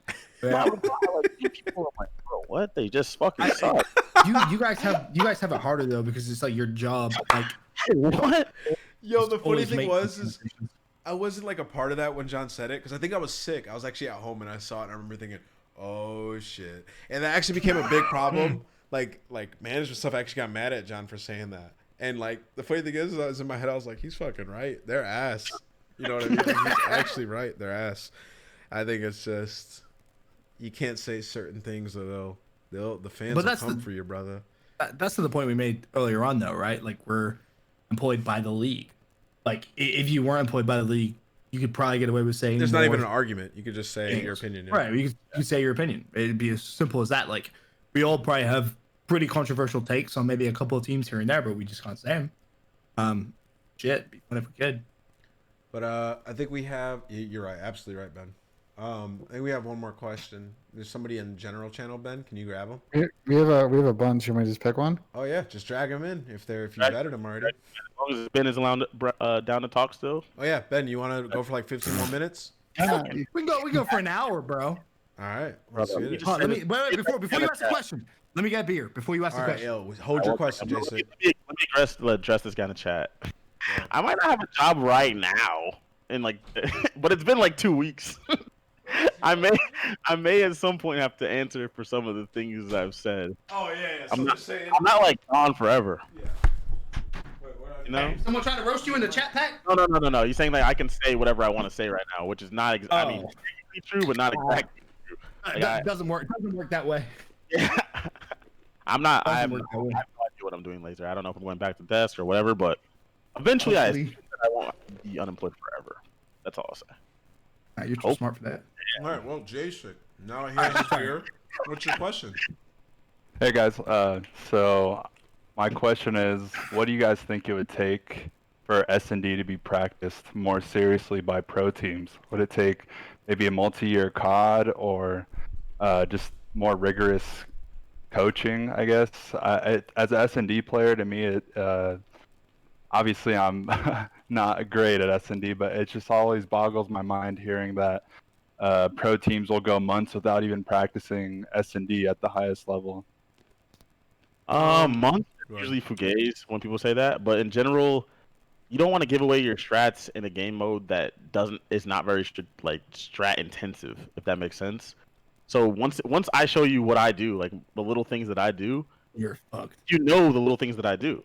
So now you can adjust to them. So I'm not, even if I practice against you, I'm not going to show you these things, which makes the practice essentially fake. So what about sorry to interrupt. COD that has more like tactical usage and stuff like that before people scrim COD more often, if that makes sense. There'd have to be like how it's never gonna be like CS, but in CS there's so many different like nades and stuff you can throw before you ever do anything that you can practice. That's what I was gonna say. So And the strategy is, yeah. It's like individual movement on the map. I'm not going to where I go and showing you what I do at the timing I do it What against you John at was match. saying, the strategy isn't advanced enough to need to do it yet. You don't need to do it. Honestly, you actually don't. I'm not in the camp that you need to practice S&D that much. It's You bizarre don't to think there are say. any like good I think the mid only game that spots we or ever had smokes? really like that where it really benefited was Ghosts. Like I felt like I was ahead of people in Ghosts, but that's because there was like strong arm stuns and smokes and little things you could do to have a little bit of advantage. But even then, like in other games, you're not practicing AW search I mean, and getting any. a lot of what search is and what makes a good search team is players having good individual situational plays. I agree That's with what that makes too. a good. You guys think Maybe FaZe? Yeah, FaZe has good strategies, but all those players are in their situational play and search is unreal. I mean, they'll also win a gunfight they're not supposed to win, which helps, right? Because then you have a man advantage, you use your numbers to get numbers.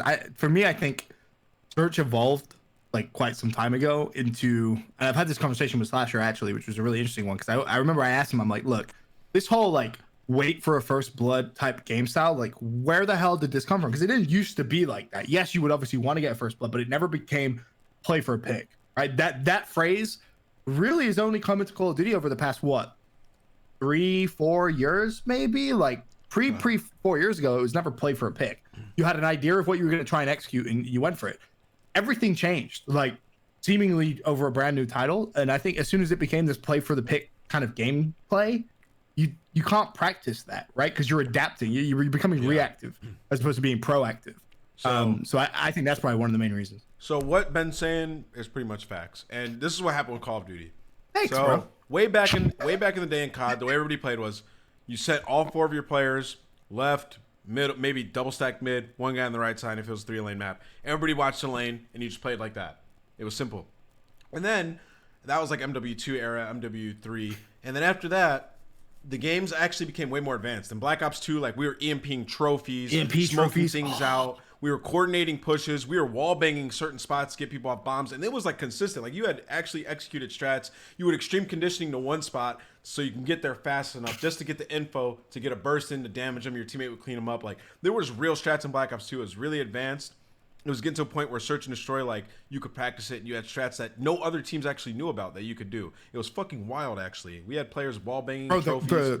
The crossbow strat on Raid. Remember when we saw that for the very first time? Like you blood the van as they're rushing, and then you clean up. Oh, bro, there was so many things. Whereas now the game just doesn't allow you to do it. And then so fast forward, and then going into Ghost, the strategy got even more insane. Depending on what the metas were, like you had incog pushes, you had thermals, you had strong arm stuns. You had rushes, like that's when rush routes became like huge, right? Like stuff like that. And they were a legitimate strategy. And then we had advanced movement, and the IQ of search and destroy just went out the window because you could hug each other's pockets and just fly around and trade. And then trading became like the most important factor of search. And the tactical usage pretty much went out the window as well when jetpacks became a thing. After AW, tactical usage was irrelevant, and movement and everything now with no tacticals pretty much dominates search and destroy. So that's pretty much what happened. All right, thank you guys. Yeah. Thank you. That was a good question. I mean, that's really what happened though. Like, I know John, you played back when we had good search. Shit was fun. It was a lot of fun. I mean, I don't know how he said. Ben in the chat says I call BS that you can't do that anymore, but you legitimately can't. Like what? There's nothing. I talk up on this. Give me a sec to defend myself. There is no defending yourself. Questions in here, Ben? Okay. Think about it. How less hours people put in that game mode, especially a pro. It doesn't matter. It doesn't matter if there's nothing already in the game. They put less time in it because it's not as fun. Because it's ass. It's not even about being fun. But if there's nothing in the game which allows you to innovate, like allows you to come up with something which is game changing, then what's the point? There is no point. So players aren't going to play. Well, I think that goes to it. I play kids at real tournaments, and I beat them in S&D when it's what they do at home. That's all they play. And our team had never even played it together, and we're just like, okay, let's do this, and we beat them in the S&D. There's just not enough to go over. Like you just hit this direction, you watch that, and that's it. There's not enough to do on the maps for that to matter. So your flex aside on that. I think that's part of it, obviously, is reps, but the other thing is definitely GAs and not having a lot of utility to play, i.e. having 2 smokes, especially in this map when a place like Field is hard to figure out one smoke to cross. They use 2 maps in search and destroy. They use 2 smokes in search and destroy. They don't, in pro level, for a team, you can use 2 smokes? Yes. So what you said is just. I think it doesn't matter. Back. I think at the end of the day, just people aren't. Listen, how much pro search do you think teams are actually playing? 1-2 series a week max if they're not grinding for an event. Ben, I completely disagree with what you're saying right now. I think that the way search is played right now, that no matter like yeah, you can put more time into it, but like everybody's gonna be doing the same strategies, Ben.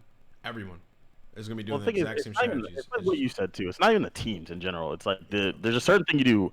How many ways can you go A on our club as like 4 people? Usually people have 4 people go towards A, and one guy watch their mid flank and their flank, right? How many possible ways could you think you could run up this hill towards A? And if you don't have your dead silence, you can't even do anything anyway. So it's like there are no other ways. There's just rock and ravine that you can jump on and look over at the bomb side and look over to the left, blah blah blah. That right there, it's how people use their individual decision making to make certain plays at certain times. Yes. So individuals can try to put more time in, but as a team, you can't teach these things. Like when they're in those positions, they have to feel out the game. Situational play.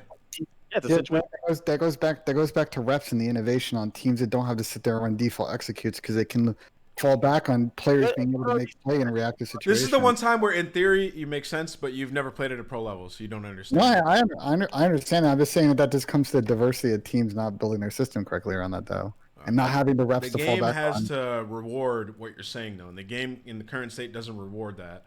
So it's just fair enough. It's not. I personally don't agree with it. I mean, hey, I could be wrong, but you know, there's a reason they don't do it, and they're in the same understanding that I am. When I was still coaching we played pairs on our club S&D, and they did like the most cool shit that I've seen any team do. Like they had 5 rush strats on defense on A. Like they all 5 would hit A. They would all do some weird shit that other teams wouldn't do, and Optic still won the search. It was a cool idea, but then they still lost the round. Like they tried some things. It actually would work out, but then they lost. But at the end of the day, it's like I saw you guys. Yeah, and then you're in a semifinal match and you lose that first round where you all do it, and then you're like, "Fuck, what do we do now?" Like, I do think to answer this question though, like if there was 3 searches in a series, players would probably practice it more, and then you probably see people try and be more creative. But I still believe that there isn't enough in the game as it is to be creative anymore. Yep. I think that's just we don't have an EMP. I mean, we don't have like. It's just so much meat. We didn't even have dead silence the whole round. You don't even have dead silence the whole time. Right. Strong arm, like extreme conditioning, things like that, which you could quickly change out your class. Like you could use it for minute advantages, just for timings. Then you have to read the other team's timings. You then know what they've done just based off the timing maps. Of how quickly they've got there, the maps, everything, dude. Like it used to be so advanced, and now it's like a watered down game mode. What different strategies are you gonna do on Petro? Like, there's just that's the point, right? What can you do? There was more of a chance for that when the S&D rounds were 2 minutes long in this game too. Yeah. Now with the way that go at 1 minute, and the only dynamic that changes to what John's saying is that's like rotating back and forth on the map. It's the only dynamic that changes. Still, the attack. You could bait push maybe, but yeah. Like we don't see teams throwing fakes right now yet. They haven't totally figured out how to get people to burn the utility. You are running out of time. London did it. And that's the problem with not 2 minutes. Is you got to be better at it. London did it good. Utility's not even like that important. You could do your like the most to burn out utility, but at the end of the day, like if you don't get the positioning on the map, it doesn't really matter. And that's like burning out utility and throwing these fakes. It's kind of like there's certain teams that do that, but it's not that effective. London did it well. London did it well. I gotta say, they were doing it on our club. I liked it. That was one of my favorite go-to. Slasher does it pretty well too. Yeah. Just as an individual, I'm not sure what it was like coaching back to him, but it's not a strat. That's him seeing what's happening on the map. Sure. And being like, all right, well, guys, going over there, you're gonna react to it. That's not a strat. That's something that you can't teach. That's why he's the guy that plays the late flank. That spot. Out of the play position, so he can react to your callouts. Because that's what I think Slasher's the best at. He reacts to your callouts and is like, "I'm gonna come help immediately," or like, "Okay, you guys can rotate here." He's so quick at that. Like, yeah, it's crazy to watch his number on the map. That is not a strat. There used to be strats like that on Warhawk. We used to send a player to A. He would wait, and then he would throw a smoke, and then we would all hit A right when he threw the smoke, and it was like a cool strat. And then you never knew if we were quick planning A or quick planning. Whatever the bomb was by dots, or we were going to their bomb. Because you would then, because you throw the same smoke the next round and do the exact opposite. So it was like a guessing game. That's kind of what FaZe used to do on London docks. But the maps don't reward that. in this game, Ben. So you can't do it in this game. It's just way too hard. But and you don't even have dead silence. So like even if you wanted to throw smoke and push up and make a play afterwards, you can't because it doesn't have dead. Especially at home when people have their sound cranked out to 13. Yeah. Are you arguing against yourself, Ben? Get the next question. I think we just convinced them, bro. We're good. I think we're done with questions. I think that's it. Are we done? So I think There's it's still time. one more guy, no? Landon and Joseph. I'll let Want to take one more? Is he got a question? Bro, he's been sat there for like 20 minutes, poor It's a guy. good question. Oh yeah, get him in. Yeah, bring him question. in. You got nothing but time, nowhere to go. What's good, Landon? Good. How you doing? Good. How about you? Doing pretty good myself. The question I have, it's I don't think it's a great question, but it is something I thought of. What team do you think had the greatest story in Call of Duty? Story? Yeah. IW Optic. Really? Yeah. I know First you Champs think one. it's probably a cop-out answer, but the reason is a team that has been around for so long, a storied name in the esport, had chances where they should have won, expectations that they should have won, failure to do so, and then to finally win in the fashion they did with the story of that year as well. Like to me, that's probably just one of the best stories in Call of Duty esports so I far. agree. I don't think anything even comes close to it, honestly. I got a real soft spot for United. I mean, Simps story's rookie not that year. Simps rookie year is a great story, but Yeah. I don't know if I would consider it Wait, better what than. is your take on the United story? What? Well, Yeah, I'm talking about him. they, not just like the BO4 year in particular, from like the moment they picked up Clay and everything they went to up until playoffs. I mean, they were And then just they finally win, right? Yeah, they Sorry, picked what? up. They picked up Simp. Yeah. So, I kind of like if they would have won The story of E United and their drought. Page 1, picked up Simp. Page 2, championship. I mean, But they need you're not wrong. They're already very good. Like through that whole time, it's not like they weren't good. They were very good. Yeah. They just didn't win. But then they picked up Sam. IW, bro. And then the game switched to like Sogs because of the patch. So it was like I don't know if that's a crazy story. I mean, there's been cool stories, right? Like the complexity EG era. That as a story, like at that time, the most dominant Call of Duty team ever. Cool story. FaZe Optic rivalry, the way that started to develop over the years. The Envy Optic rivalry, the way that really started panning out. Like, there's been all of these really, really cool stories. Honestly, there's a lot, bro. Even like when Joe got dropped from Optic and went to Envy, that was a crazy story. Dude, when Scum got dropped from Optic, joined Envy, and then a day later went back to Optic. Like, yeah, like there's been some really cool stories. Like, Like if I can think of a single story, like a single time period. IW Optic has I think it has to be IW Optic. I just with Vision and the show, like he's in the chat. They were winning before that. They were winning like they won the tournament but directly. they never won champs though. That to me is what made it special. They were supposed to win and choked. Like, let's be honest, they choked. Oh, twice. Right, exactly. So for them to finally win, like They're stuck together throughout most of it, right? right, and it's the organization too. Like, this is one of the most storied organizations in our esport, if not the most storied. Like you go back to like I'm going Fear with them. days, like Yeah. like when they're making YouTube videos, like I don't know, it's too poetic, man. It's too poetic. Basement is the way they won champs was legendary. Yeah. Like, what does that Wait, mean? what? Formal dropped, like just went ham.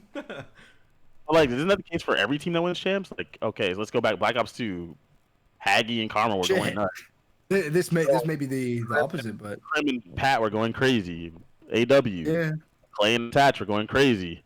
Black Ops 3, Slasher and John were going crazy. Like, I think we put that question to rest, bro. Are we all in agreement that it's IW Optic?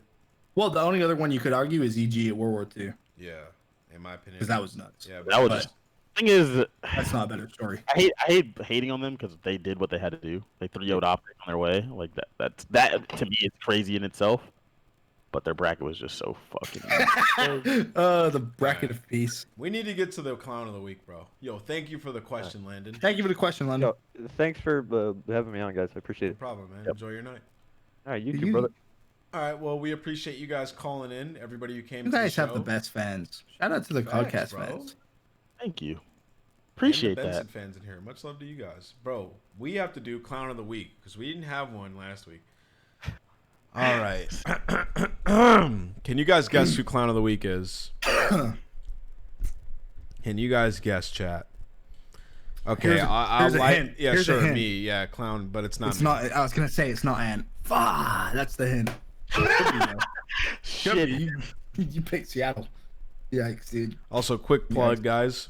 At 750 subscribers, we're doing a giveaway. We're at 713. What are you giving away? A Scuff controller. You're doing a Scuff giveaway? I've been grinding the stream lately, bro. Not even doing well. I don't think anyone. I honestly don't think anyone's gonna get it. I don't think anybody's. Which is gonna get it surprising. Because it's the stupidest thing I've ever read in my entire life. All right. I'll read it and we'll dive into it. So the clown of the week is Adam Adamu. And he is the co-founder strategy of Overactive Media and owners of Toronto Defiant, Ultra, and Mad Lions. He said, GG Optic Gaming, casters need to stop calling the victory before the session is done with a wink face at Maven at Joe DeLuca. This guy's never casted in his life. He's telling him what to do. Here's the worst part, right? And shout out Courage, because Courage he went in his on him. life. He went on him. He's soulless after that. Number one, it's very hard to critique something that you've never done. Yep. Although it's fair to criticize always. But number two, it wasn't even what Joe said. So it's like, this is the biggest issue I always have when people try and criticize. So often people put words in your mouth. In fact, 99.9% of the time, someone will tweet you after a series and say, I can't believe you said that. And you're like, I didn't say that. Like they pick these imaginary words and they throw it in there. But the funniest part is the way Joe casted the end of that to set Clint up. It was perfect. Was impeccable. Like that honestly, like the funny thing to me was that's probably one of like an example of Joe's best casting. I'm dropping an incredibly hype moment. Like he calls it to perfection. It was beautiful. Like the way it all like went together. It was like telling a proper story. Like, and that's a testament to Joe's improvement as talent. But I mean, if you're gonna roast, at least get your story right. Right? You don't want to look like a dumbass. I just don't know what his goal was there. Like, did he hear it and go, "Why did he call that?" Like, that wasn't the end of the game. Ha ha. And then he went to tweet it like I don't get it, because that was he called that great. Like, and he said it. He said Shawnee may have. This is exactly what he said. He goes, and with the 3 kills, Shawnee may have just won them the game. Mm-hmm. May have just won them the game. So that's why I'm giving him clown of the week, bro. From a caster's perspective, what tends to happen is it's our job to tell you a story, right? And Pac can attest to this, right? Me being a good friend of Pac, when at the start of the year, OGLA stink, and it's my job to tell you OGLA stink, right? That's what's happening on screen. They're losing. Pac doesn't get offended by that because he knows that that's the job I'm doing. And same goes to some players as well. Like some players obviously don't take it as well as others, but either way, the same is with management. And I think that was an example of maybe someone who's just tired of hearing the same narrative of this team sucks, this team isn't good enough, and was just trying to, get one over. When in reality, trying to get one over. That's definitely what it is. Coming from someone who's been on the management side too, you're so focused on your own team, way more focused than you are on their team, of course, because that's the only thing they care about. They might hear someone say something that they just don't agree with, one thing, and then they kind of sticks with them. Yep. If that makes sense. So then they kind of hear something similar in another match where it wasn't even incorrect. It was just casting, and then he's like winky face. So something probably happened with Toronto playing. That he heard. 100%. Either way, Clay probably say Toronto suck, and it was he's clown of the week 100% for that, bro. Yeah, so he just reacted in a way that he shouldn't have.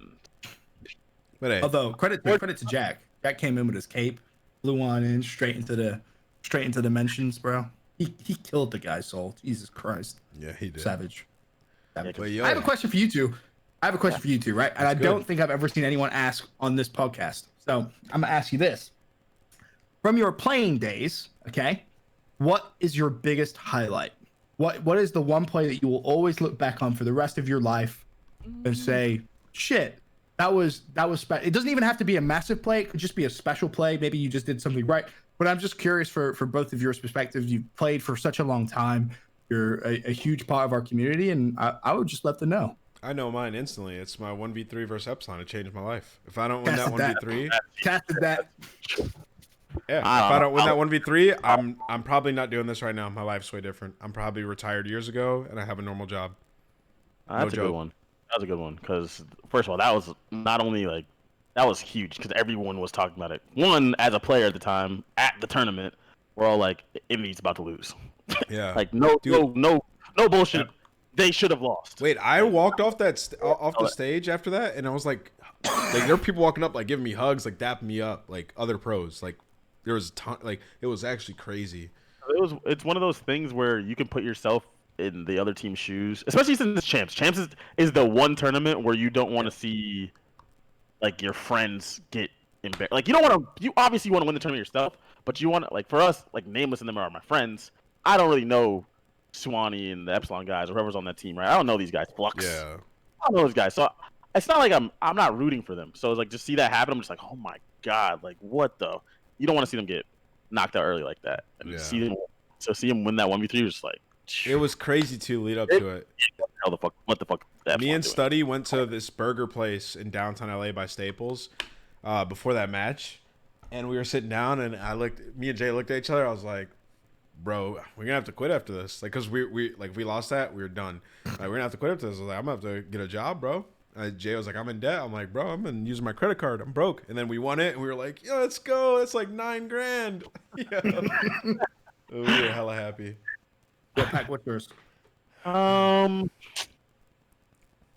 Like an individual play that. It doesn't have to be a play, just like maybe just a moment, like just one of the things that will always stick out to you from your playing days.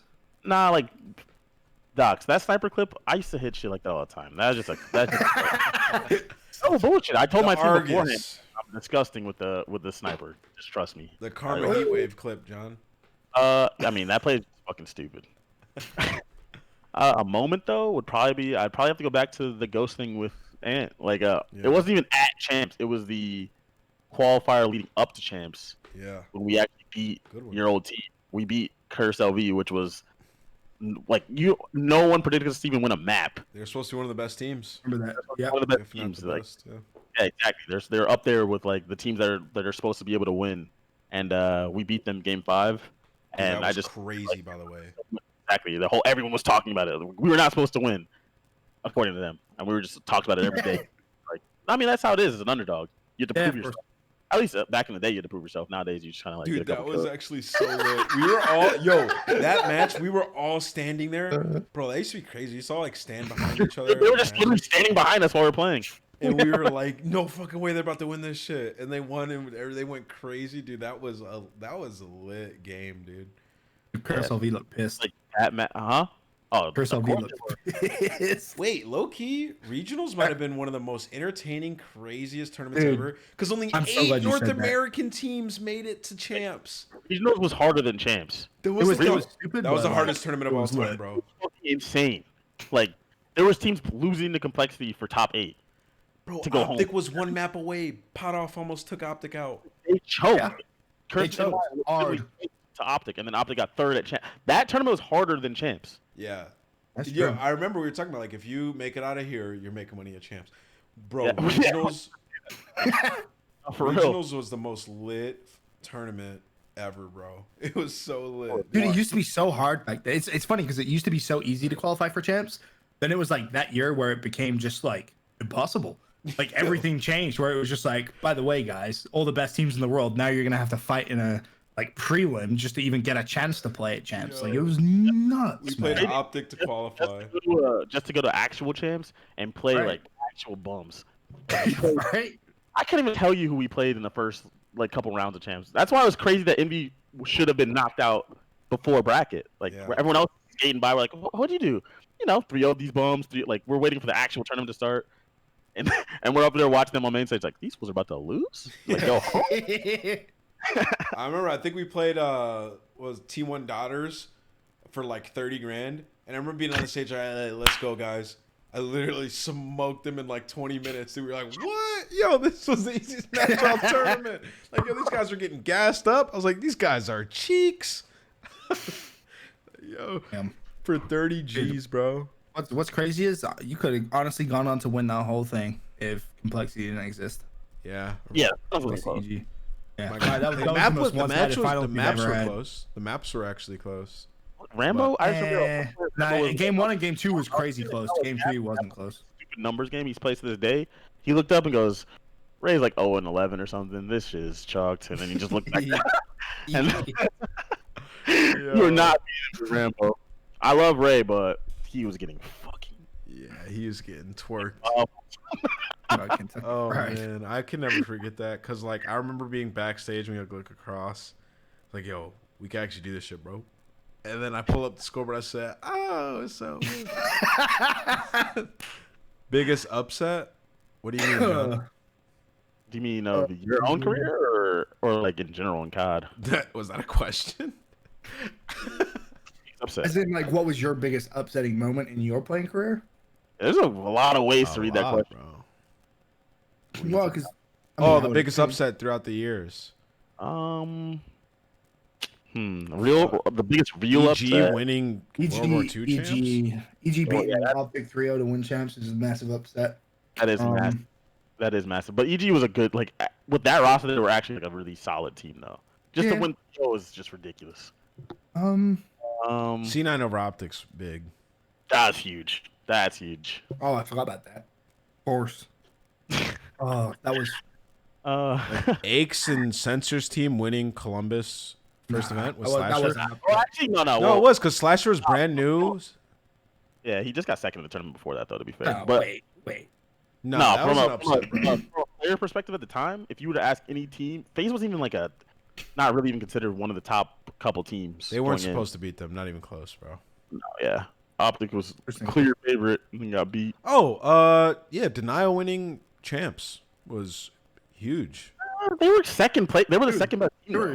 They were on the up and up. They were having a big uptrend before the champs though. So I like that. When Indy lost to Ego, oh my fucking yeah, that was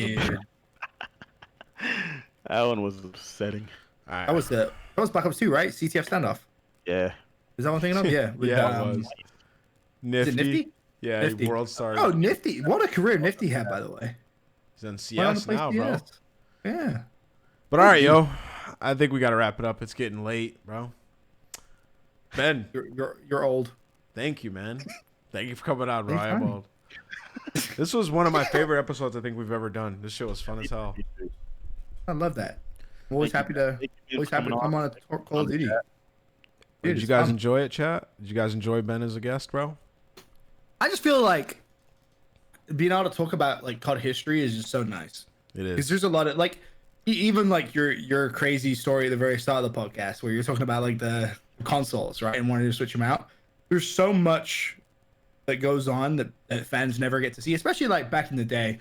I know we sound like old ass men, but like in reality, like the three of us have been around forever. I mean, you two longer than I have, and I've been around forever as well. So there's so much that we know, and I guess we never really got to tell the story. It sounds weird to say, right? But no one knows. Like people come in and become fans now, and it's like this franchise league is great, shiny. People don't know about the hotel ballrooms, about just the old school stuff. Oh shit! What just happened? There's a ton of stories just like that. Yeah, 100%. And I think I just lost your guys' video. All right, we're good now. It went away for a second, but it's good now. I'm just frozen. Fuck. We're at the end anyways. If there's ever time frozen. No, I'm gonna fix it. If there's a time for shit to break, it'd be right here. But yeah, I agree. This is a great episode. Thank you for Ben for coming on. I think the Codcast fans will love it. I think they'll love you. This is a great one. And it was a lot of fun. Talking about COD history is always fun. I could always do it. And having Ben on here was like the perfect person to have for COD history because he loves that shit just as much as we do. Yeah. But yo, chat, thank you guys for stopping by. Thank you for showing us love. For those of you listening in the audio form, please leave a 5-star review on Spotify or iTunes. The people on the YouTube, please give us a thumbs up. It goes a very long way, man. Leave a comment if you got anything that you think that we should improve upon. But either way, much love and appreciation. Hit the bell button. Yeah, hit the bell. Turn notifications on. All right. We'll see you guys next week. Peace. Yes.